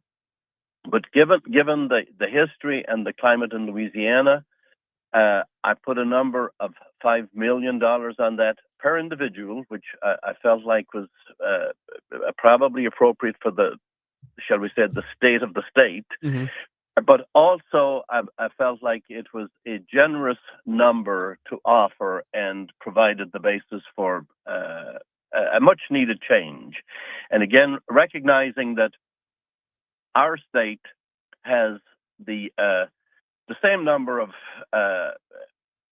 accidents per ratio of population to other places, but we have more than twice as many personal injury and claims made, insurance tort claims made than any. Oh, did we lose him? Sorry, your voice just kind of bottomed out there for a second. I'm sorry, I apologize. Anyway, we see that as being a major problem, that our state is an outlier in terms of the number of personal injury and subsequent lawsuits. Yes. So we have made passed several bills out of the House, and thank God many of them have gone through the Senate right now. I have to say that the Senate has been working hard also to support this. Mine is my bill 435 is one of the remaining ones which may or may not be heard in the Senate. Okay, that's where I was going to go next. You're in front of Senate Judiciary A, which is where That's great correct. bills go to die. Is there another scheduled meeting for the committee at all? To be honest with you, I do believe that there is, but okay. Again, I'm absolutely not sure on that right now, but I'm fairly certain that there is at least one more scheduled meeting. Yeah, because as it stands right now, I don't see it on the calendar.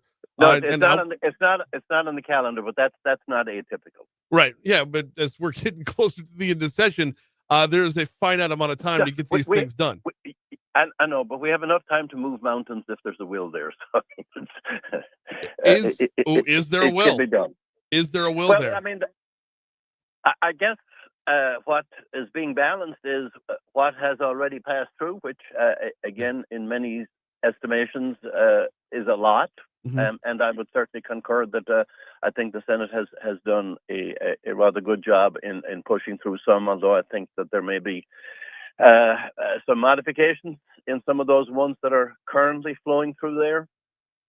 But again, I would offer some commendation to the Senate on what it has put through already. I think it will help the overall situation. I think 435 would be a great addition to that, in that it would allow insurers to have a level of confidence in what would not happen to them in terms of nuclear verdicts. Okay. And I think that is a major fear of the insurer coming into Louisiana, is the prospect of a nuclear verdict. There have been nuclear verdicts. There have been thermonuclear verdicts in the recent past, and certainly I think that puts up a major red flag across the insurance industry to those that would be looking to come into the state. Yes, and you're in a sweet spot right here, Representative Egan, because if nuclear verdicts are a problem, then it needs to be solved. And if nuclear verdicts aren't a problem, there's no reason to oppose your bill. I mean, you got it on both sides right there. Well, again, my belief is that the number that I had proposed, which is $5 million per individual in an instance right now, is, I think, both appropriate and somewhat generous. I think it provides. Well, I do recognize that there are tragic outcomes where people are left in very, very bad circumstances, and I believe that sometimes those people need a bit more help, which, again, compared to the other states where the maximum on the states that have brought in this level of adjustment is 1.2 million. So certainly I believe that 5 million is comparatively generous. I would tend to agree that it is a remarkably generous. I mean, if you take into account, this is the damages that go beyond the receipts that are in hand. I mean, correct. That is correct. Yes, all of the other receipts are taken care of. This does not in any way address those. It leaves those in place. Yes. Which again, I believe is appropriate. That should be the case. But this is the kind of stuff right now that I think raises a red flag to those that are looking to come into the state, because it sets up the potential for a drastic negative outcome, which certainly I understand that insurance is a business, and certainly they weigh their risks before they put their money in a particular environment. Yes, and I mean, $5 million cap right there. If you've got physical therapy to do on the back end of an accident, or if you got mental anguish and need mental therapy, like at $250 a session, you'd be going to therapy for 1,600 years before you run out of that $5 million. But again, that is covered. That is not addressed. This is beyond that. This is beyond that. Yes. This is the non-quantifiable, non-tangible. All of those things are quantifiable. We got State Representative Peter Egan with us. How often or how frequent, what kind of frequency do we have on nuclear verdicts? Well, thank God they're not as frequent as they potentially could be, but they are frequent enough. There have been a couple of recently. There's one, I understand, 422 million, which is frightening to the insurance industry. Yes. There's another one, I believe, in 150 million. Another one over 200 million, and this is all in the last 2 years. Mm-hmm. So, again, it's not an everyday occurrence, but the prospect that is there, and that it's unlimited. Literally, the sky is the limit in this. And I think that is the frightening prospect for those looking to do business with us. I've literally, like, firsthand seen an example of someone who was the lawsuit was proposed as, we want as much as $10 million, but we'll settle for $250,000 right now. And this bill, your bill right here, would cap that on the front end, to be sure, because there's a fear factor that goes into that. That would lead to a quicker settlement where you're going to pay more. There'll still be well under the. I think you have hit the nail on the head there. I think that is the thing that that is the core issue here, that insurers settle typically for a higher number for fear of being hit with the nuclear verdict. Yes. Yeah. So I think that is their last perspective, is that they have to settle higher in order to avoid that prospect. We got about 2.5 minutes left with State Representative Peter Egan talking about HB 435 that would put a cap on claims for general damages. If you are able to get your hearing, if you're able to get your day in Senate Judiciary A, have you heard any feedback from any of those 7 members of the committee as to where they'd be leaning on this one? Because it feels like a no-brainer. I have not polled them individually. I mean, certainly I know all of the individuals on the committee, and certainly I think that I know their respective philosophy. So I would have some anticipatory awareness going into it right now. But again, I would hope that should the bill be heard, I would certainly put on a very strong case for it and would hope to be able to maybe modify somebody's thinking. I think it's a very important topic. I think what my proposal is very reasonable. It's appropriate. It is not original in that it is well precedented in some states that are doing a whole lot better than we are here in Louisiana. And I think that our goal is to bring Louisiana in line with many of our neighboring states that are doing much better than us. And we believe that some of these things are the things that will make a difference in making us a better state. We've got about a minute left, Representative Egan. Can you give me an overall, I know it's premature because y'all haven't finished yet, but an overall grade. Do you think that the work that has gotten done within this session can affect our insurance rates?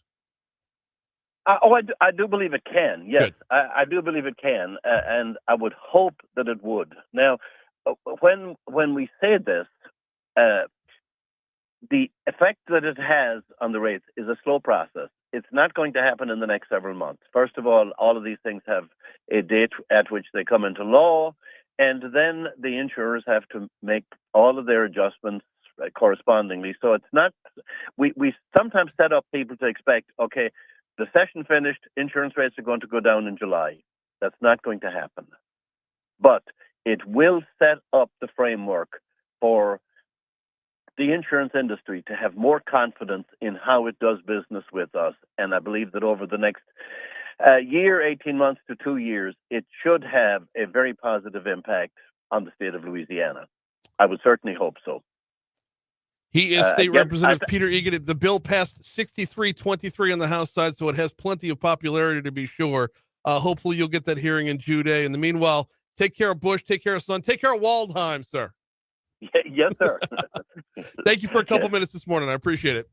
Thank you for having me. Really appreciate you. Thank you. Absolutely. Right, We're up at 7:50 at Talk. Not the normal Bush or Son accent right there. We're up at 7:50 at Talk 107.3 FM WBRP. We need to take a quick break. When we come back from that break, by the way, it's 63-23 on the House side, and the breakdown in Jude A is 4-3. So if things play out, I think if he gets hurt, he gets passed.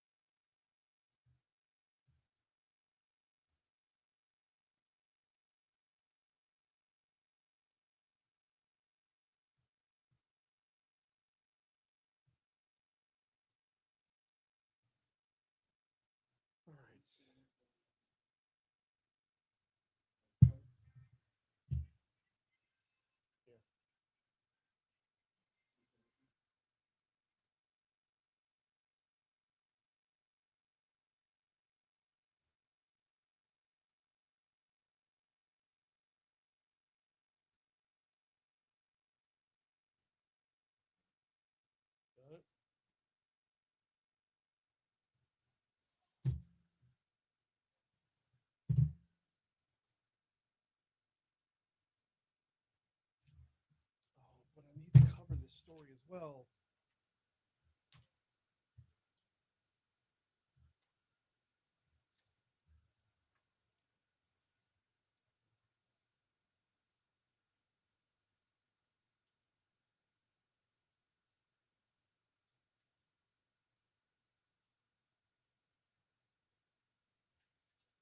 We're going to push 13, 14, and 15 back. Back to the, I'm going to blow out the outside end. Oh. Just too much going on.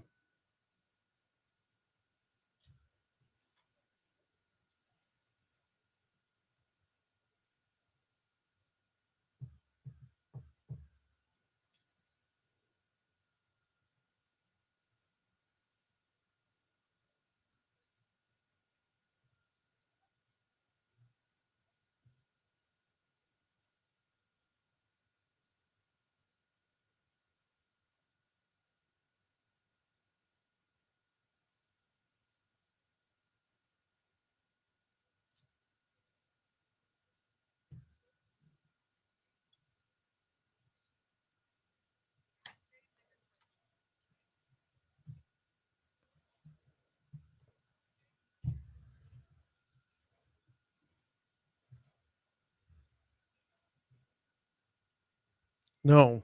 Damn it. I didn't want it as bumper.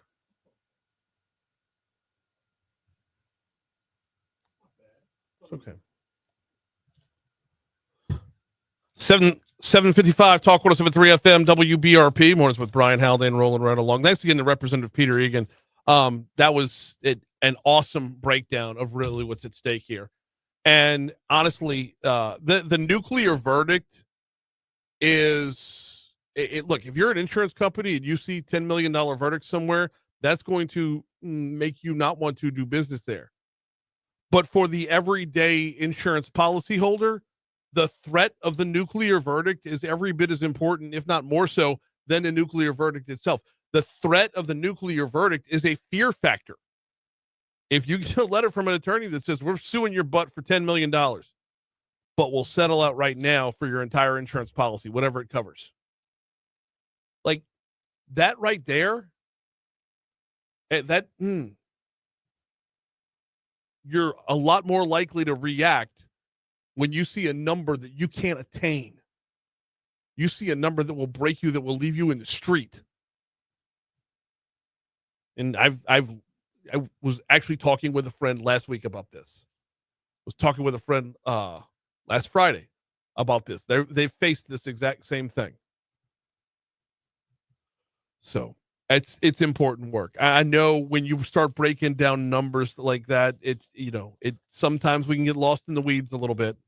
But when you start breaking down numbers like that, it can be a little bit, the eyes glaze over. But this is where the rubber meets the road. So.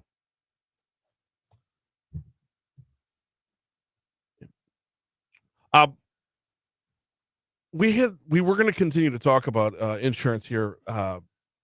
We got to push that back to later on the show. The National Oceanographic and Atmospheric Administration's annual hurricane forecast. I'm grabbing this from the Advocate, by the way. The Advocate published a story 3 hours ago. NOAA's hurricane forecast is going live from New Orleans this year. The 20th anniversary of Hurricane Katrina, obviously. But the federal hurricane researchers will present their seasonal forecast to the public from the Jefferson Parish Emergency Operations Center in Gretna, 10 a.m. tomorrow. It's the first time in 10 years that NOAA has held the highly anticipated event in the New Orleans area. Is it a highly anticipated event? I mean, we get the forecast from Colorado State, getting the forecast from NOAA. Is this something that we all look for? Is this like NFL draft day? I mean, is this, look, I appreciate that they're doing this because with funding questions everywhere, a little call to action, a little fanfare isn't the worst thing to do. Put on a little showmanship. In fact, lead with the trumpets, man.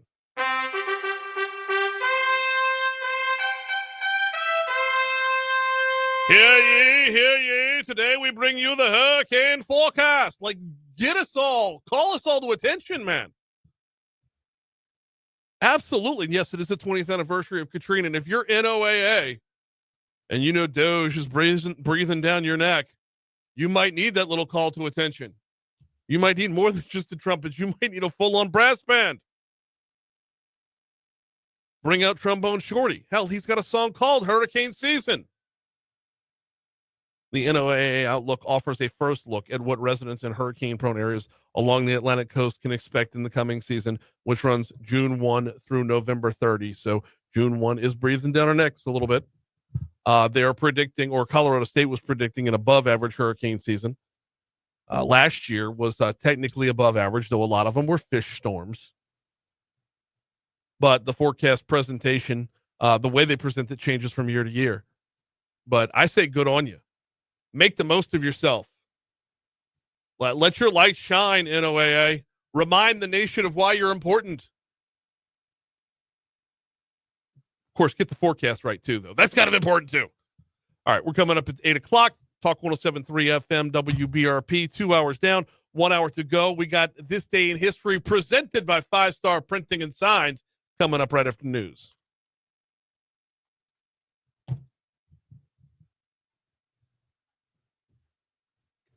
And that's why I don't want to pivot in the middle of, because I don't have time to communicate to you exactly how I want it right there. Oh, no.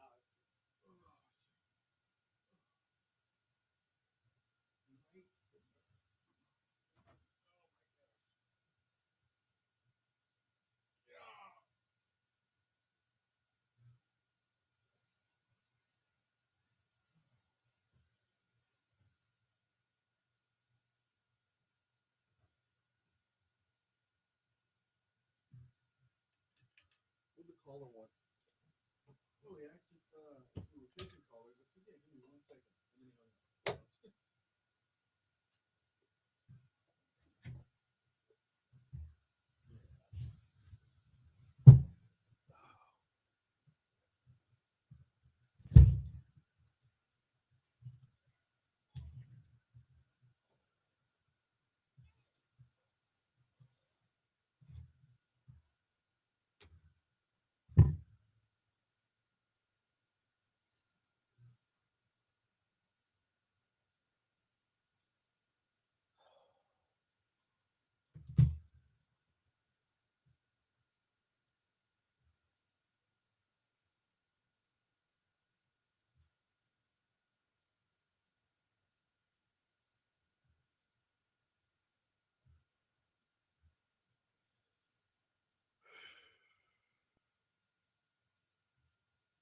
Was Condon looking for me earlier?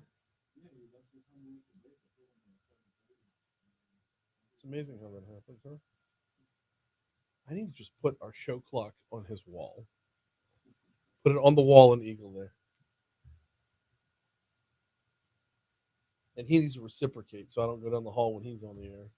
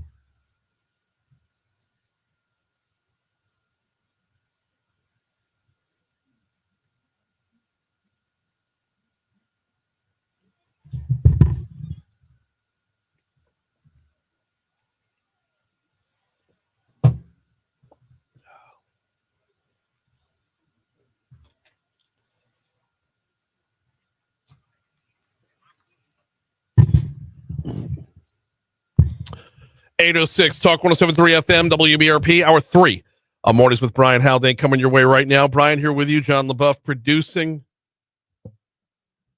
Not taking our foot off the gas anytime soon. Yesterday was Early Childhood Education Day out at the state capitol. Dr. Libbie Sonnier is going to join us at 8:15 to talk about that. Big Beautiful Bill is all the rage up in Washington, D.C. Congresswoman Julia Letlow slated to join us at 8:35 for a little DC Current presented by LABI. But we can't get to any of that until we take a look back first. Every day, the folks over at 5 Star Printing and Signs bring you this day in history.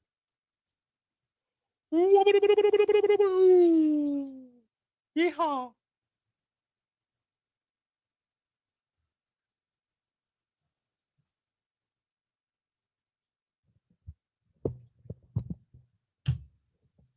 What?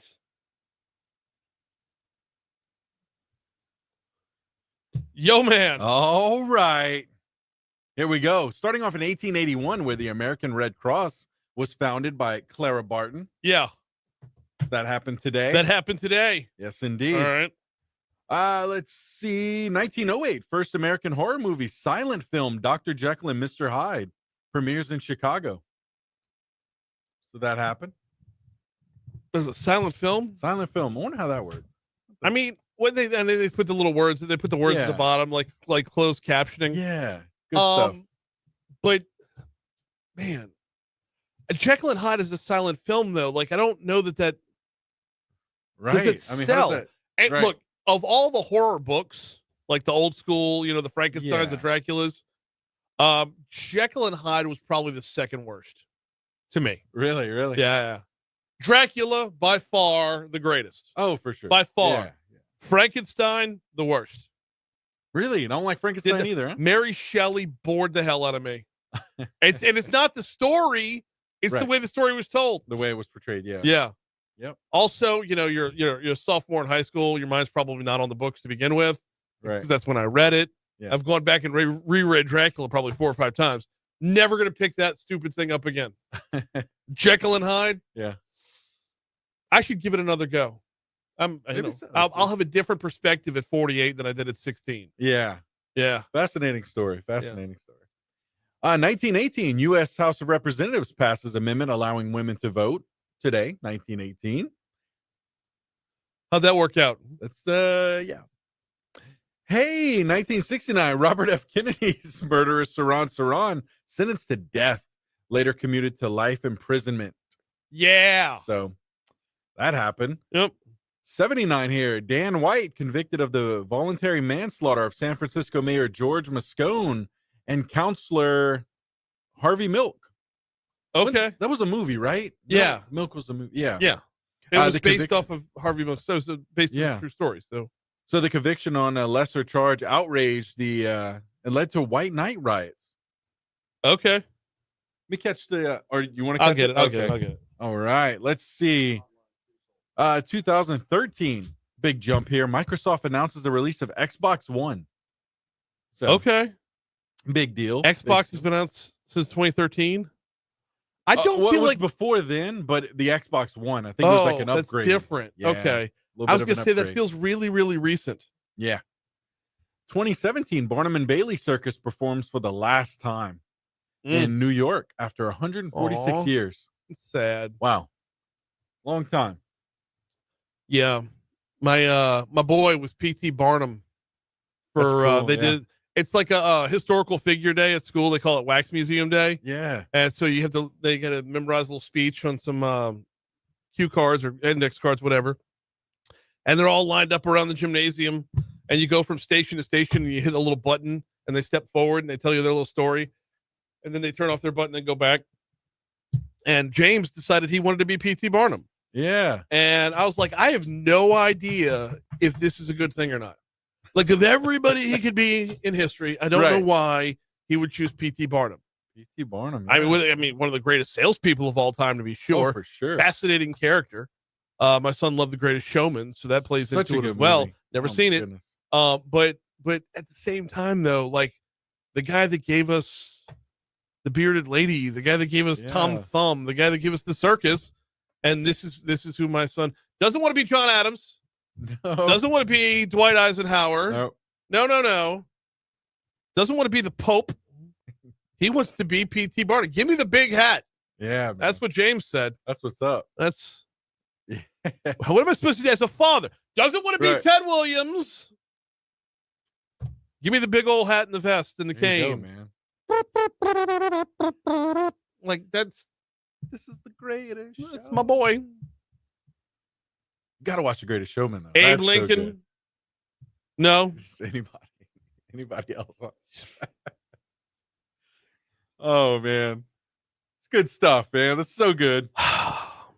And there you are, just supporting There I him. am. Just supporting him. Yep. Full support. 100%. Like, okay, 100%. let's go. Gotta Yeah. love it, son. We're gonna find out everything good that P.T. Barnum did. Yep. Absolutely.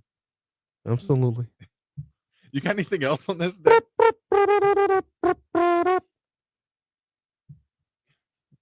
The greatest athletes of all time. Yeah. The greatest statesman of all time.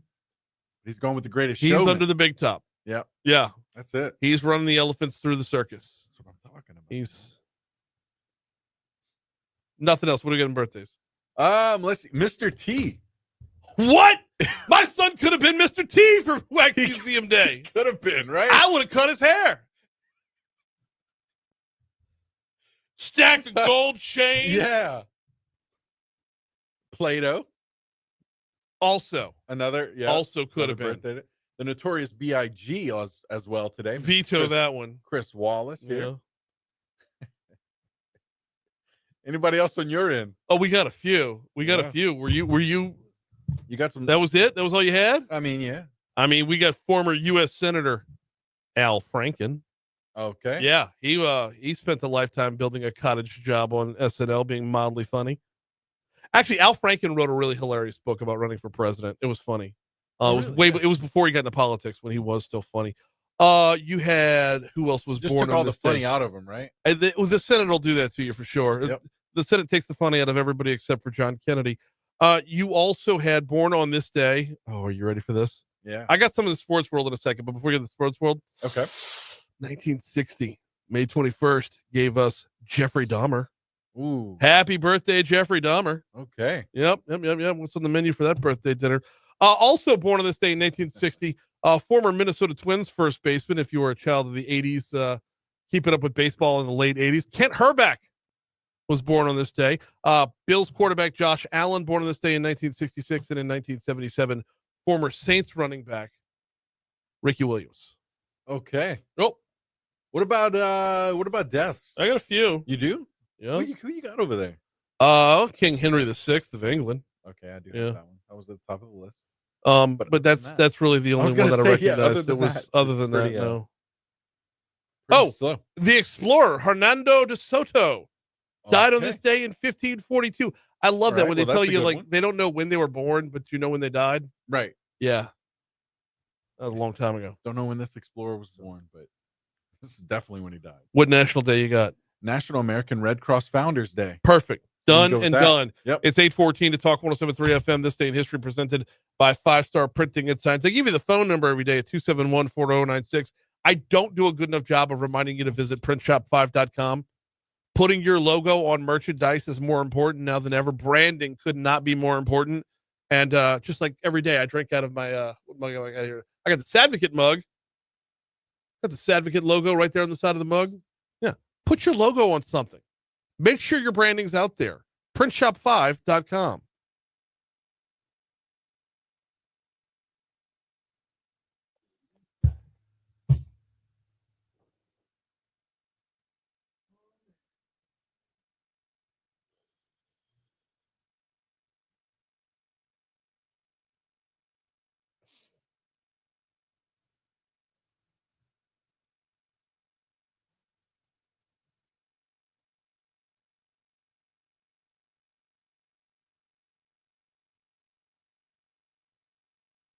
Would you make sure that's Dr. Sonnier?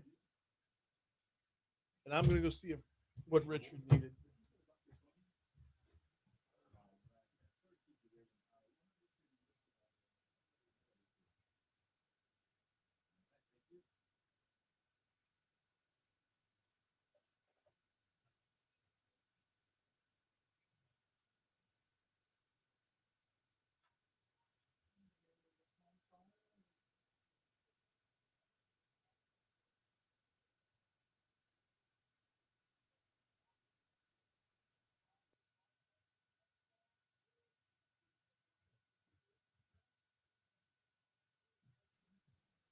I have decided that baby AI is like my top 3 favorite things in this world.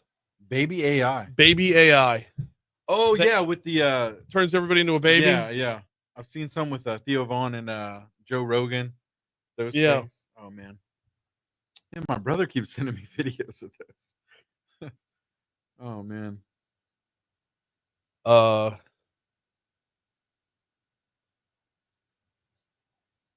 Here's where baby AI goes next level. No.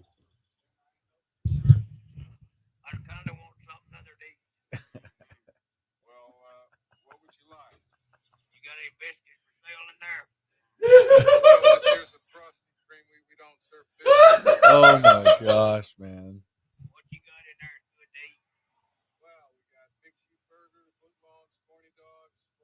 It's the whole scene. The whole scene's done in like The whole I scene see with that, baby dude. AI. There you got some taters. I reckon I'll have the big ones. Ain't got no gas in it. Got one more for you. You ready for this one? No. No. No friggin' way. Oh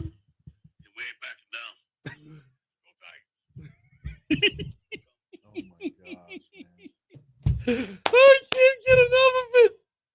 It's the same joke. It's just everybody is a baby. But like until you've told the joke about everybody out there, until you see everybody out there, it's still funny.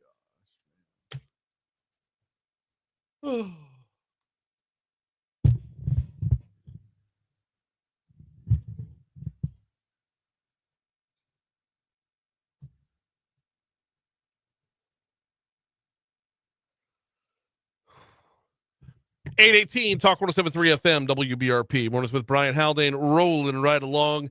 Yesterday out at the state capitol in the Rotunda, it was our early childhood education day. Let's talk a little bit about early ed day. Let's welcome back to the show Dr. Libbie Sonnier. Dr. Sonnier, welcome back. How are you? Good, thank you. Thanks for having me. Yeah, glad to have you on here. Glad to be talking about this. It's an important topic, and I don't know. I was talking about it yesterday with Chris Meyer from the Baton Rouge Area Foundation about how it's an important topic, but I don't know if it always gets translated the right way. So we're going to talk about what y'all are looking to do in just a second, but let's start with the value of early childhood education and why it's so pivotal. So really the value of early childhood education is a 2-generation approach. One, it's for the workforce of today so that parents are able to go to school and work and be productive citizens of our economy. And then the other generation is obviously the child and making sure that they're kindergarten ready. We know that 90% of brain development happens by age 5, and so these foundational years are critically important to invest in so that we have children that are ready to enter into kindergarten, ready to learn.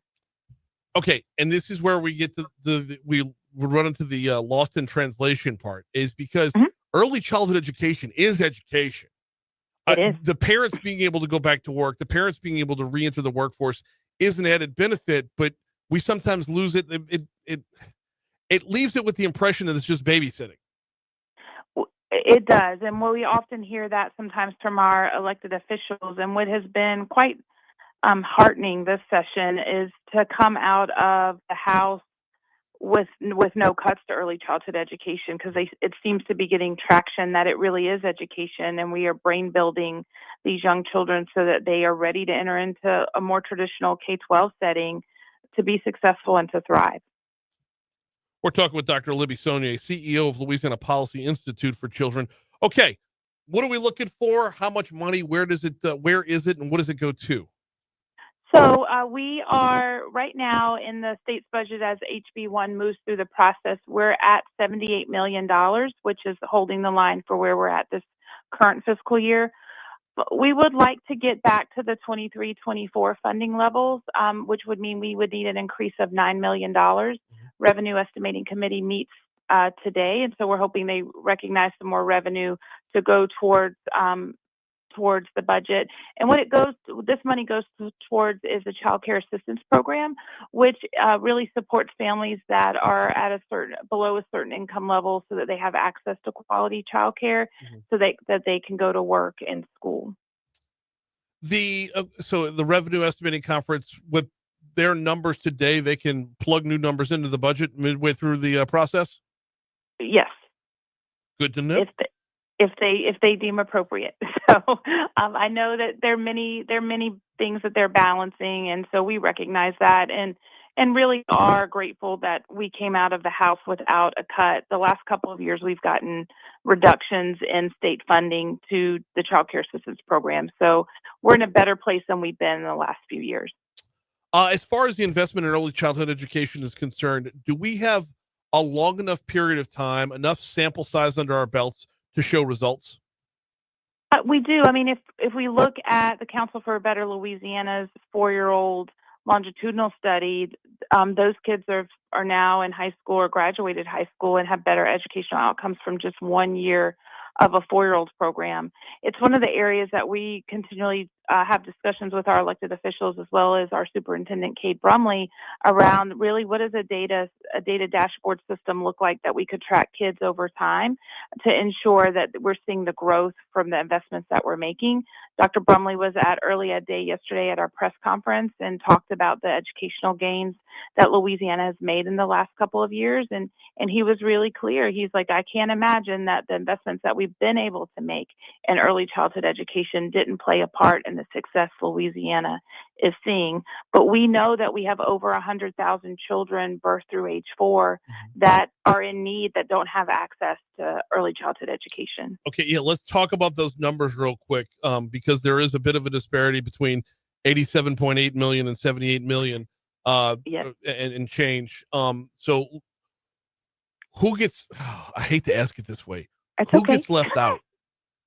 Who gets left out is really, if we don't get the additional $9 million, there were about 700 children last year that lost access to childcare. If we don't get that $9 million back, those 700 and change children still won't have access. But to fully fund our early childhood system, we actually need a $115 million investment annually for 10 years to be able to serve the majority of our children that are at risk in our state. 115 gets it done across the board. A year. Yes. For 10 years. Of course. Yeah. But over time, we could serve the majority of our at-risk kids. That's really, to put it frankly, it's about $1 billion investment. And I know that that's a big number, but we wouldn't think about not funding 4th grade. And that's in essence what we're doing to young children, is saying we just don't have reliable funding to make sure to serve all the children that are at risk birth to age 4. Okay, and that brings us back around to what I was talking about earlier with the lost in translation part, is that societally, do we have the value in the education, in the early childhood education that we have in elementary or middle or high school or beyond? Like, do we put the same level of emphasis and value on it? I don't think we do. And I think that's one of the things that we continually try to talk about, with our partners like Chris Meyer and elected officials, is that education is a continuum, and it really starts prenatally and goes all the way up into higher ed. And so there's always a value proposition when we're looking at the state's budget. And if we say that children are important and making sure that we're going to be a place for Louisianians to stay, we have to invest in our young children, and we shouldn't have to pit early childhood against K-12 versus higher ed. When we talk to our educational leaders in the state, they see the value as education as a continuum. And so how do we talk about it and really use that as an economic driver to get people in Louisiana and help people to stay in Louisiana to raise families? What does curriculum look like? So for children that are receiving child care system programming, they are in so anybody receiving public funds in the birth to 4-year-old system, they are an accountability system that's in the top 20 in the country. And so part of the accountability system in Louisiana is that they have to have a certain tier or certain type of curriculum that is evidence-based, based on the research and science. And so for our little ones that are receiving quality early childhood education in our system and a part of the accountability system, they have top tier curriculum, and their teachers are being trained on it. Their teachers are actually credentialed, as well as they're getting observations at least twice a year to see how they're doing in their classrooms. Oh, no, I meant like get granular in it. What are they actually learning? Oh, well, that's fun stuff. So they're learning language and meaning, learning how to follow directions, how to have reciprocity of language and learning and movement. They're learning all the foundational skills that set you up for K-12 education. And so if we think about, we need to make sure that you know your letters and your numbers, but you also have to have sound symbol relationship and those types of things. So the curriculum they are play-based because that's how young children learn. Play is the work of young children, but they do that in a structured way with curriculum that we know helps children learn the skills that they need to be successful. Do we have a model that shows the side by side that, again, I hate doing this because I don't want to pit kids against each other, but do we have a model that shows the side by side of like, this is what it looks like when you follow this curriculum, when you adopt these programs, and this is what it looks like when you don't? We do, actually. We have longitudinal research that's over 50 years old. And actually, quite frankly, my dissertation was on the last data set related to that. And so we know for children that receive high quality early care and education in the first 5 years of their life, they have higher IQs. They read on grade level by third grade. They're more likely to finish high school. When they finish high school, they're more likely to go on to post-secondary education. They have better health outcomes, and in their mid-40s, they have better financial stability. They believe that they have more control over their finances and their health, and they just have a better lifelong learning. So who are your best friends in the Capitol right now? Who's stepping up to help out along the way? I would say the governor has stepped up Awesome. and helped along the way. I would also say Representative or Chairman of Appropriations Jack McFarland has stepped up along the way. Senator Rick Edmonds, Barbara Freiberg. There's just so many. I hate to leave them out because we have so many champions in the Capitol that we are immensely grateful for, that really do understand the importance of early childhood education for the children, but also as an economic and a workforce issue. Those are some good friends to have.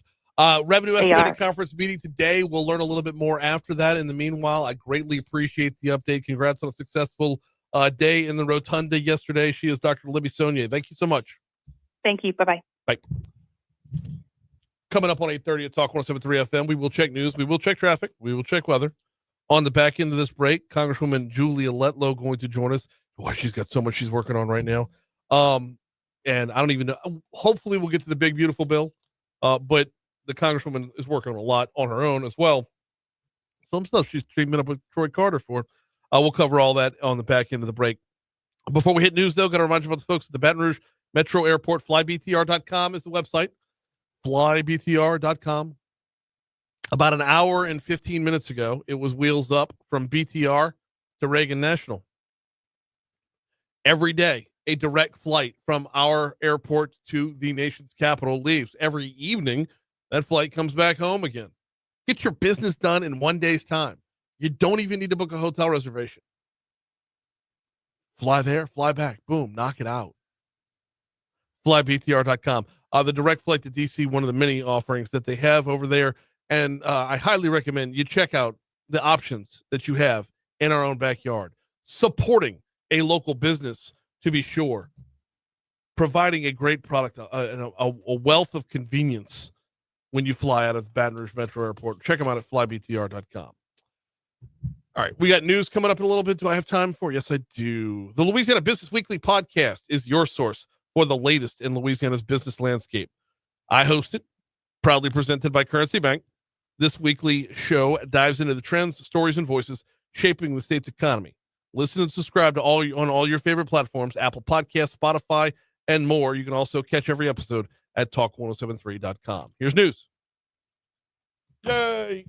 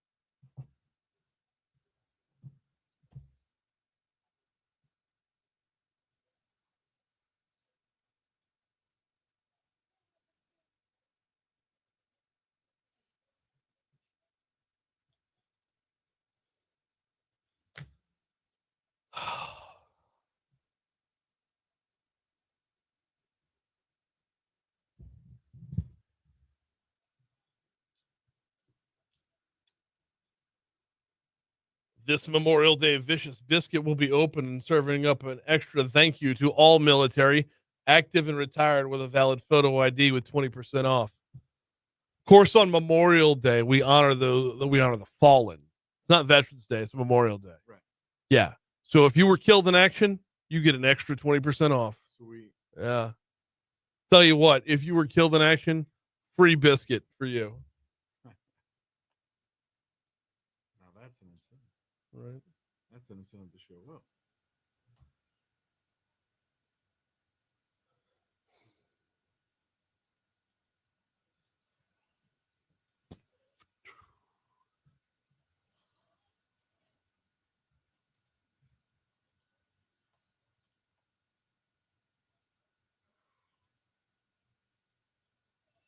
Oh.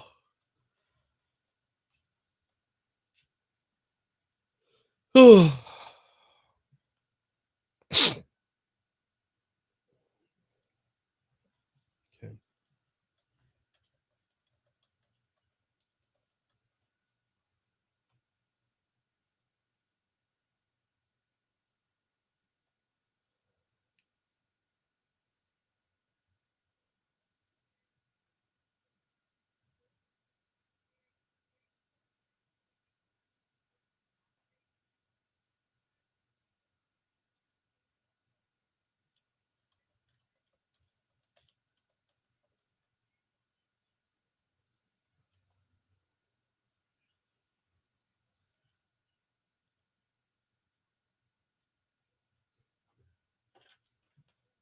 Studio.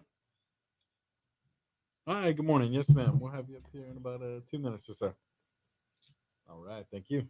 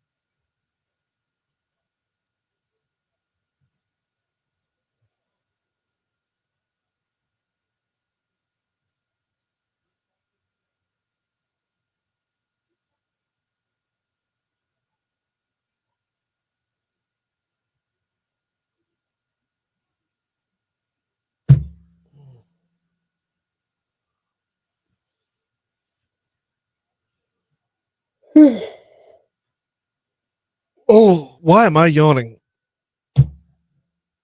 Dadgummit. Oh, weather.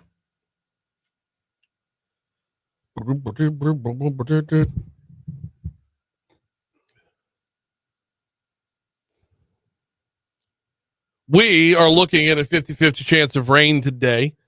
That being said, it should keep things a little bit cooler. Your high today is only supposed to get up to about 83 degrees. Overnight low tonight down to 67. Nice. I'll take it. Tomorrow back up to 89 with an overnight low of 70 and a 40% chance of rain tomorrow.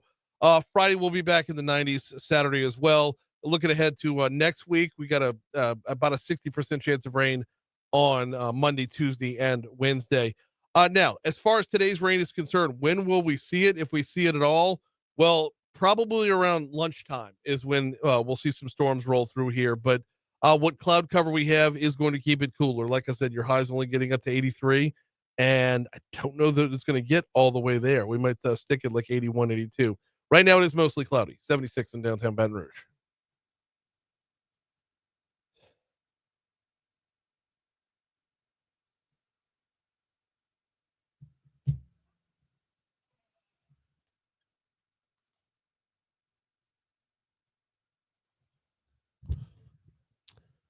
(8:38) Talk 107.3 FM, WBRP, mornings with Brian Haldane, rolling right along. Time to check in up in Washington, D.C. We do a little D.C. current. It's presented by the Louisiana Association of Business and Industry, your state's Chamber of Commerce. Learn more about them at labi.org. Congresswoman Julia Letlow on the hotline. Good morning. How are you? Good morning, Brian. I'm doing great. How are you? Doing very well as well. Now, you're bouncing back and forth between D.C. and the district right now because there's so much going on, but I couldn't help but see on Facebook you had an event in Monroe. I mean, is this like the busiest time of year for you or what? It always is. It's important for me to get around to every corner of my district, and I was so excited to be back up in Northeast Louisiana this last weekend, and even got a little grandparent time for the kiddos. So it was wonderful. Very, very nice. And yeah, the kids wrapping up the school year. It's and then it's just the split time. The work going on Capitol Hill right now is at kind of a fever pitch. And I do want to reserve a little bit of time to talk about the big, beautiful bill. But you've got a lot going on your plate as well.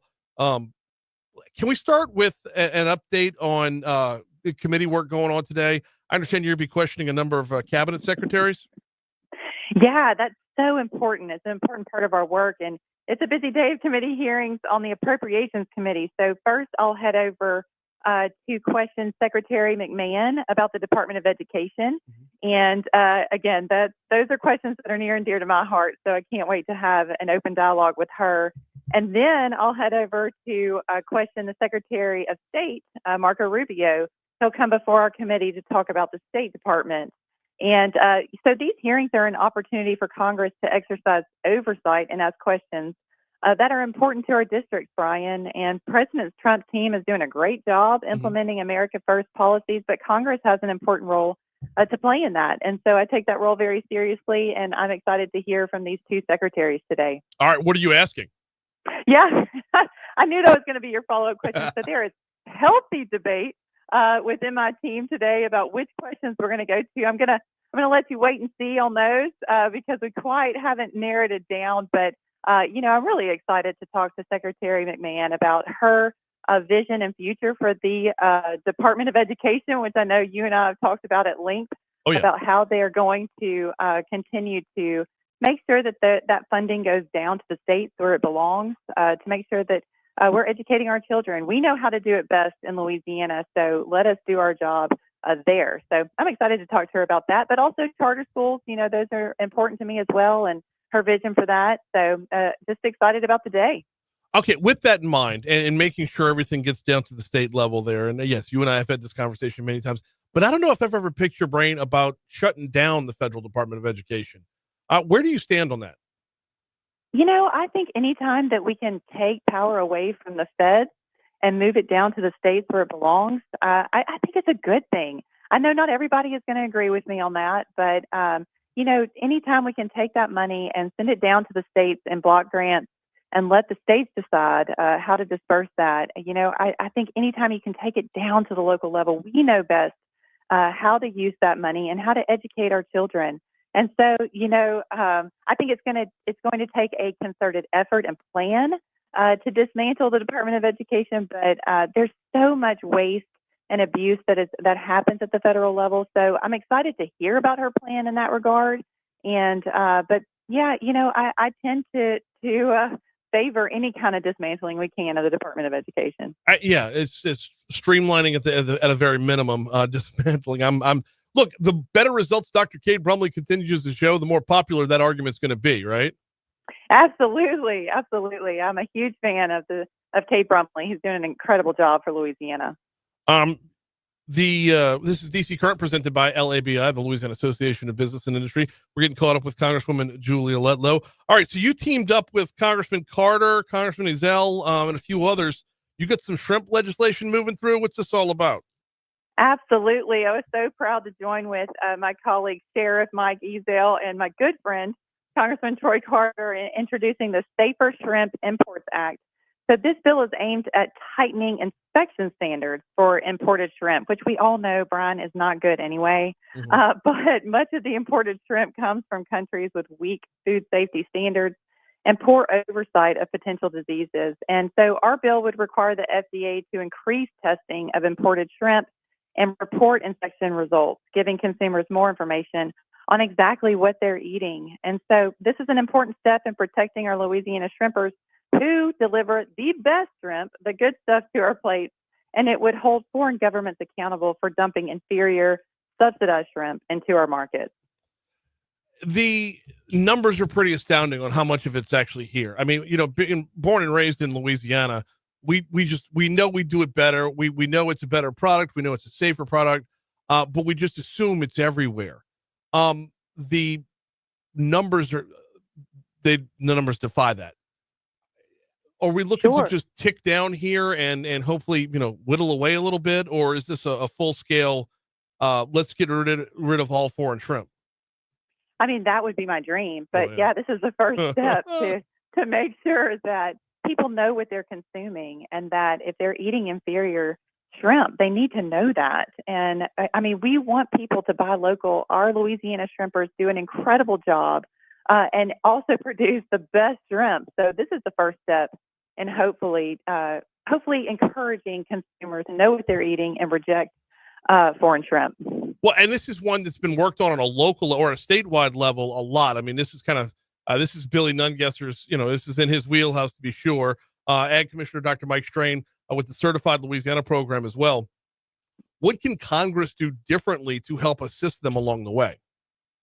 Well, just encourage it from a federal level, you know, across all the Gulf states, and make sure that we're doing our part up here to partner with our state and all the great work that they've done already in this effort. So just really being a partner, that's what it's all about.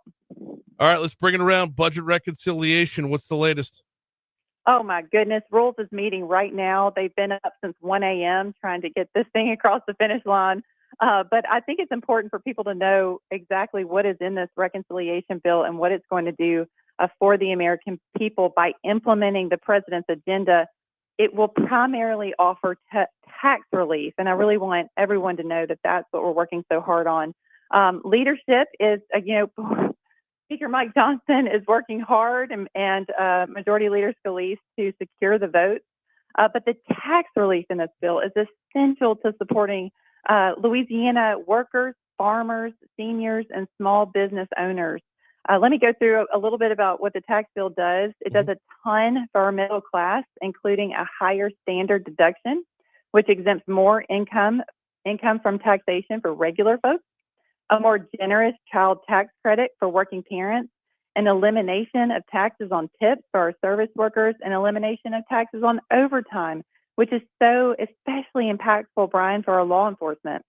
A special tax cut for our seniors by expanding the standard deduction by an additional $4,000. It supports small business owners and farmers by increasing the deduction for pass-through businesses like LLCs and allowing more expensing of equipment, and a more supportive for paid leave policies by increasing tax incentives offered to employers who provide paid family and medical leave. And Brian, you know, I've been a champion for that.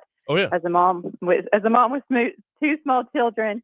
And I'll end with this, Brian. A family of four making the median income in my district would see a $1,300 tax increase if we don't act now.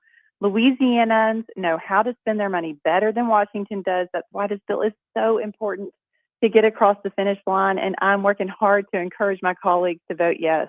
Okay, on the flip side, what's getting cut? Because that's where a lot of the fear comes in. That's where a lot of the reporting is creating a lot of the fear. What are we actually at risk of losing? Yeah, so I know the big question is about Medicaid, And I want to dispel that myth. I support strengthening Medicaid for those who need it the most: the disabled, the elderly, children, expecting mothers, people who physically cannot work. But Brian, we need to root out the waste, fraud, and abuse that hurts the program. The only Medicaid enrollees losing coverage from this bill are illegal immigrants, people defrauding the system, or healthy young people who choose not to work. So healthy 25-year-olds shouldn't be at home playing video games on the taxpayer's dime. We need to make sure that Medicaid is sustainable for future generations and supports the vulnerable communities that the program was created for. So you hear all these scary numbers, but I want to break this down a little bit if I have time. Go for it. So yeah, 7.6 million is what we're saying will be taken off the Medicaid rolls. Now let me tell you who those are. How that adds up. It's I'm sorry, you said million or billion? Million. 7.6 million. Really? And so 1.4 million are illegal immigrants. Oh, people, not dollars. Okay, yeah, sorry. Yeah, sorry. 1.4 million people. 1.4 million are illegal immigrants. 4.8 million are able-bodied adults choosing not to work. And then 1.2 million are recipients who are ineligible. Say they have applied for Medicaid in 2 states. So when I can't stress enough that this is not kicking people off Medicaid who deserve it, who need it. You know, we need to help those who are in need, but this is going to do away with those that are on it and shouldn't be. Right. And so I want to dispel that fear mongering that's going around because I feel passionately about this. Well, and there's a lot of it going around. I talked with Congressman Carter yesterday about he's telling us the suicide hotline is going to get cut. Not all I can't find verification one way or the other. I know there's a lot of talking points coming out right now, but getting to the source is always important, which is why we appreciate having you on. Hey, John, we're going to go over by a minute because I got one more question, and this is just my own personal curiosity, Congresswoman. You had the Rules Committee meeting at 1 a.m. Not you had, but the Rules Committee was meeting at 1 a.m. In your time in Congress, what's the nuttiest schedule you've had thus far? Have you had any overnight committee meetings yet? Oh, sure. We have bill markups all the time that last well into the night. It's so funny when people get caught on camera falling asleep. My good friend Blake Moore, that video went around, went pretty viral. But yeah, you try not to fall asleep, continue to do your job. But yeah, you just stay there, stick it out until the job gets done. But I felt sorry for my friends on Ways and Means and Energy and Commerce this last week because they definitely had to pull those all-nighters. But yeah, it catches up with all of us eventually. What's your go-to? Is it simply coffee? You go with Red Bull, a Celsius, maybe the old school No-Dos. Remember No-Dos? Oh yeah, 5-hour energy. Yeah. My mom will be mortified that I admit this, but every now and then I'll have a sugar-free Red Bull. There it is. That's my go-to as well. She is Congresswoman Julia Letlow. We always appreciate the time. We'll talk to you soon. Thank you so much, Brian. Yep, absolutely. It's sugar-free Red Bull. Yep, give me the 12-ouncer. Anything more than that, it just sits in the gut. 8.4 ounce, not good. I bet you Congresswoman Letlow's an 8.4 ouncer. I'll go with the 12-ouncer right there. All right, we get a break. Come back. We'll wrap things up next.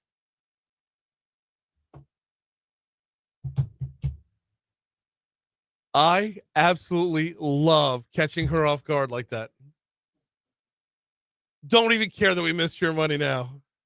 Don't even care.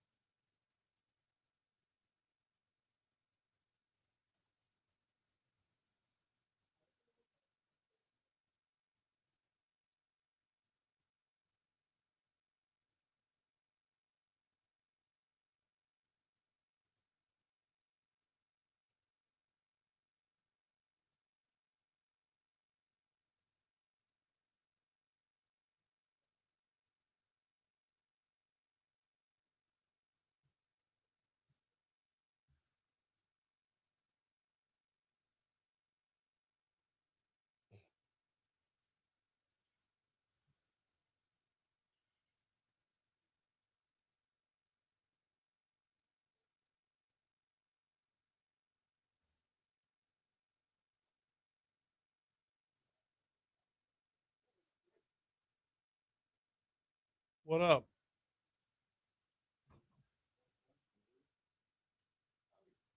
Howdy. Yeah. June 10th. Mark it down. For the education thing? Going down to New Orleans? Yeah. Yeah.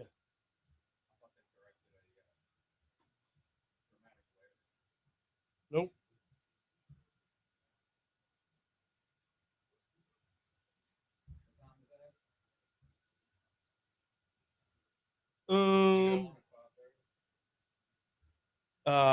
Well, I'm doing the show the 11th and 12th. Or am I doing the show the 10th and 11th? I gotta go look it up again. Shit, I'm sorry. I will.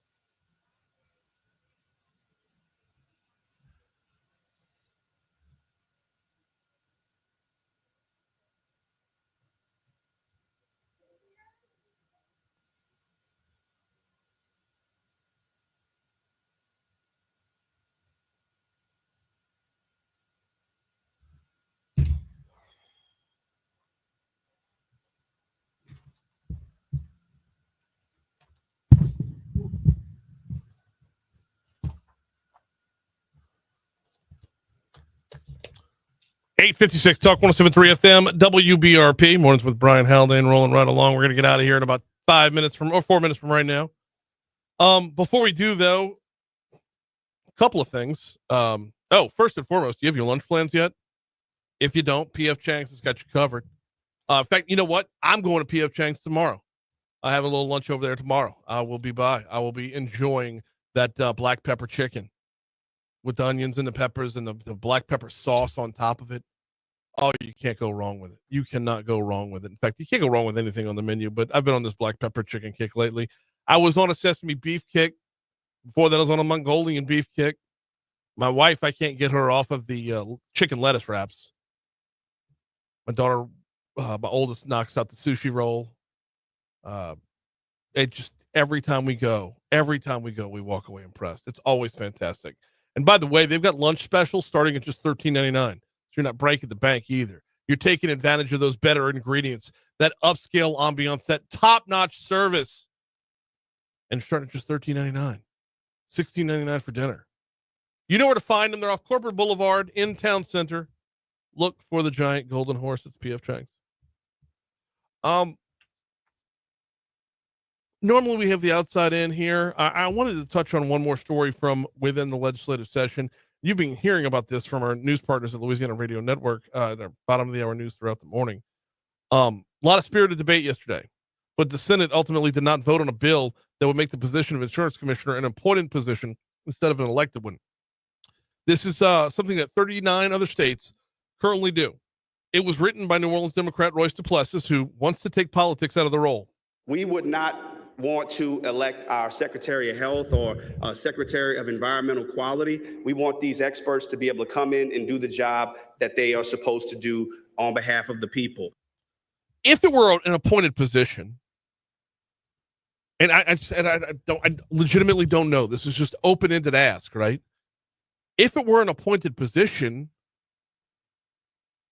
who do you blame when something goes wrong? I mean, right now there's another bill going around that if it were to pass, it would put more blame on Tim Temple when insurance rates can't come down. It would put more quote unquote power in his hands when we all know the power is actually in the hands of the insurance companies. And Tim Temple has the authority to do what he has the authority to do. But this wouldn't give him Emperor Palpatine power. But if you were to move the elected position from it, as it stands right now, as an elected position, if we don't like the job Tim Temple does, we have a voice at the polls. You move it over to an appointed position, and where do we turn for recourse there?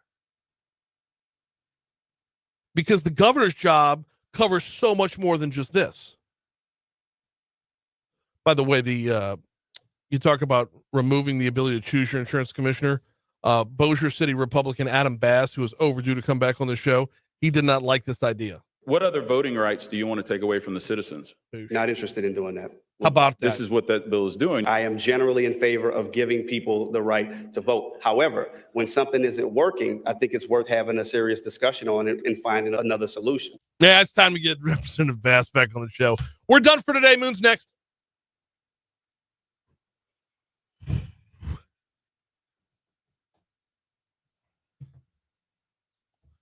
All right, guys, we got to get out of here. It is Headshot Day.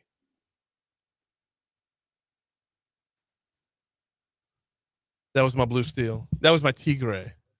Yeah. Well, let's watch this. From the left. Whoa. From the left. Whoa. We'll see y'all tomorrow.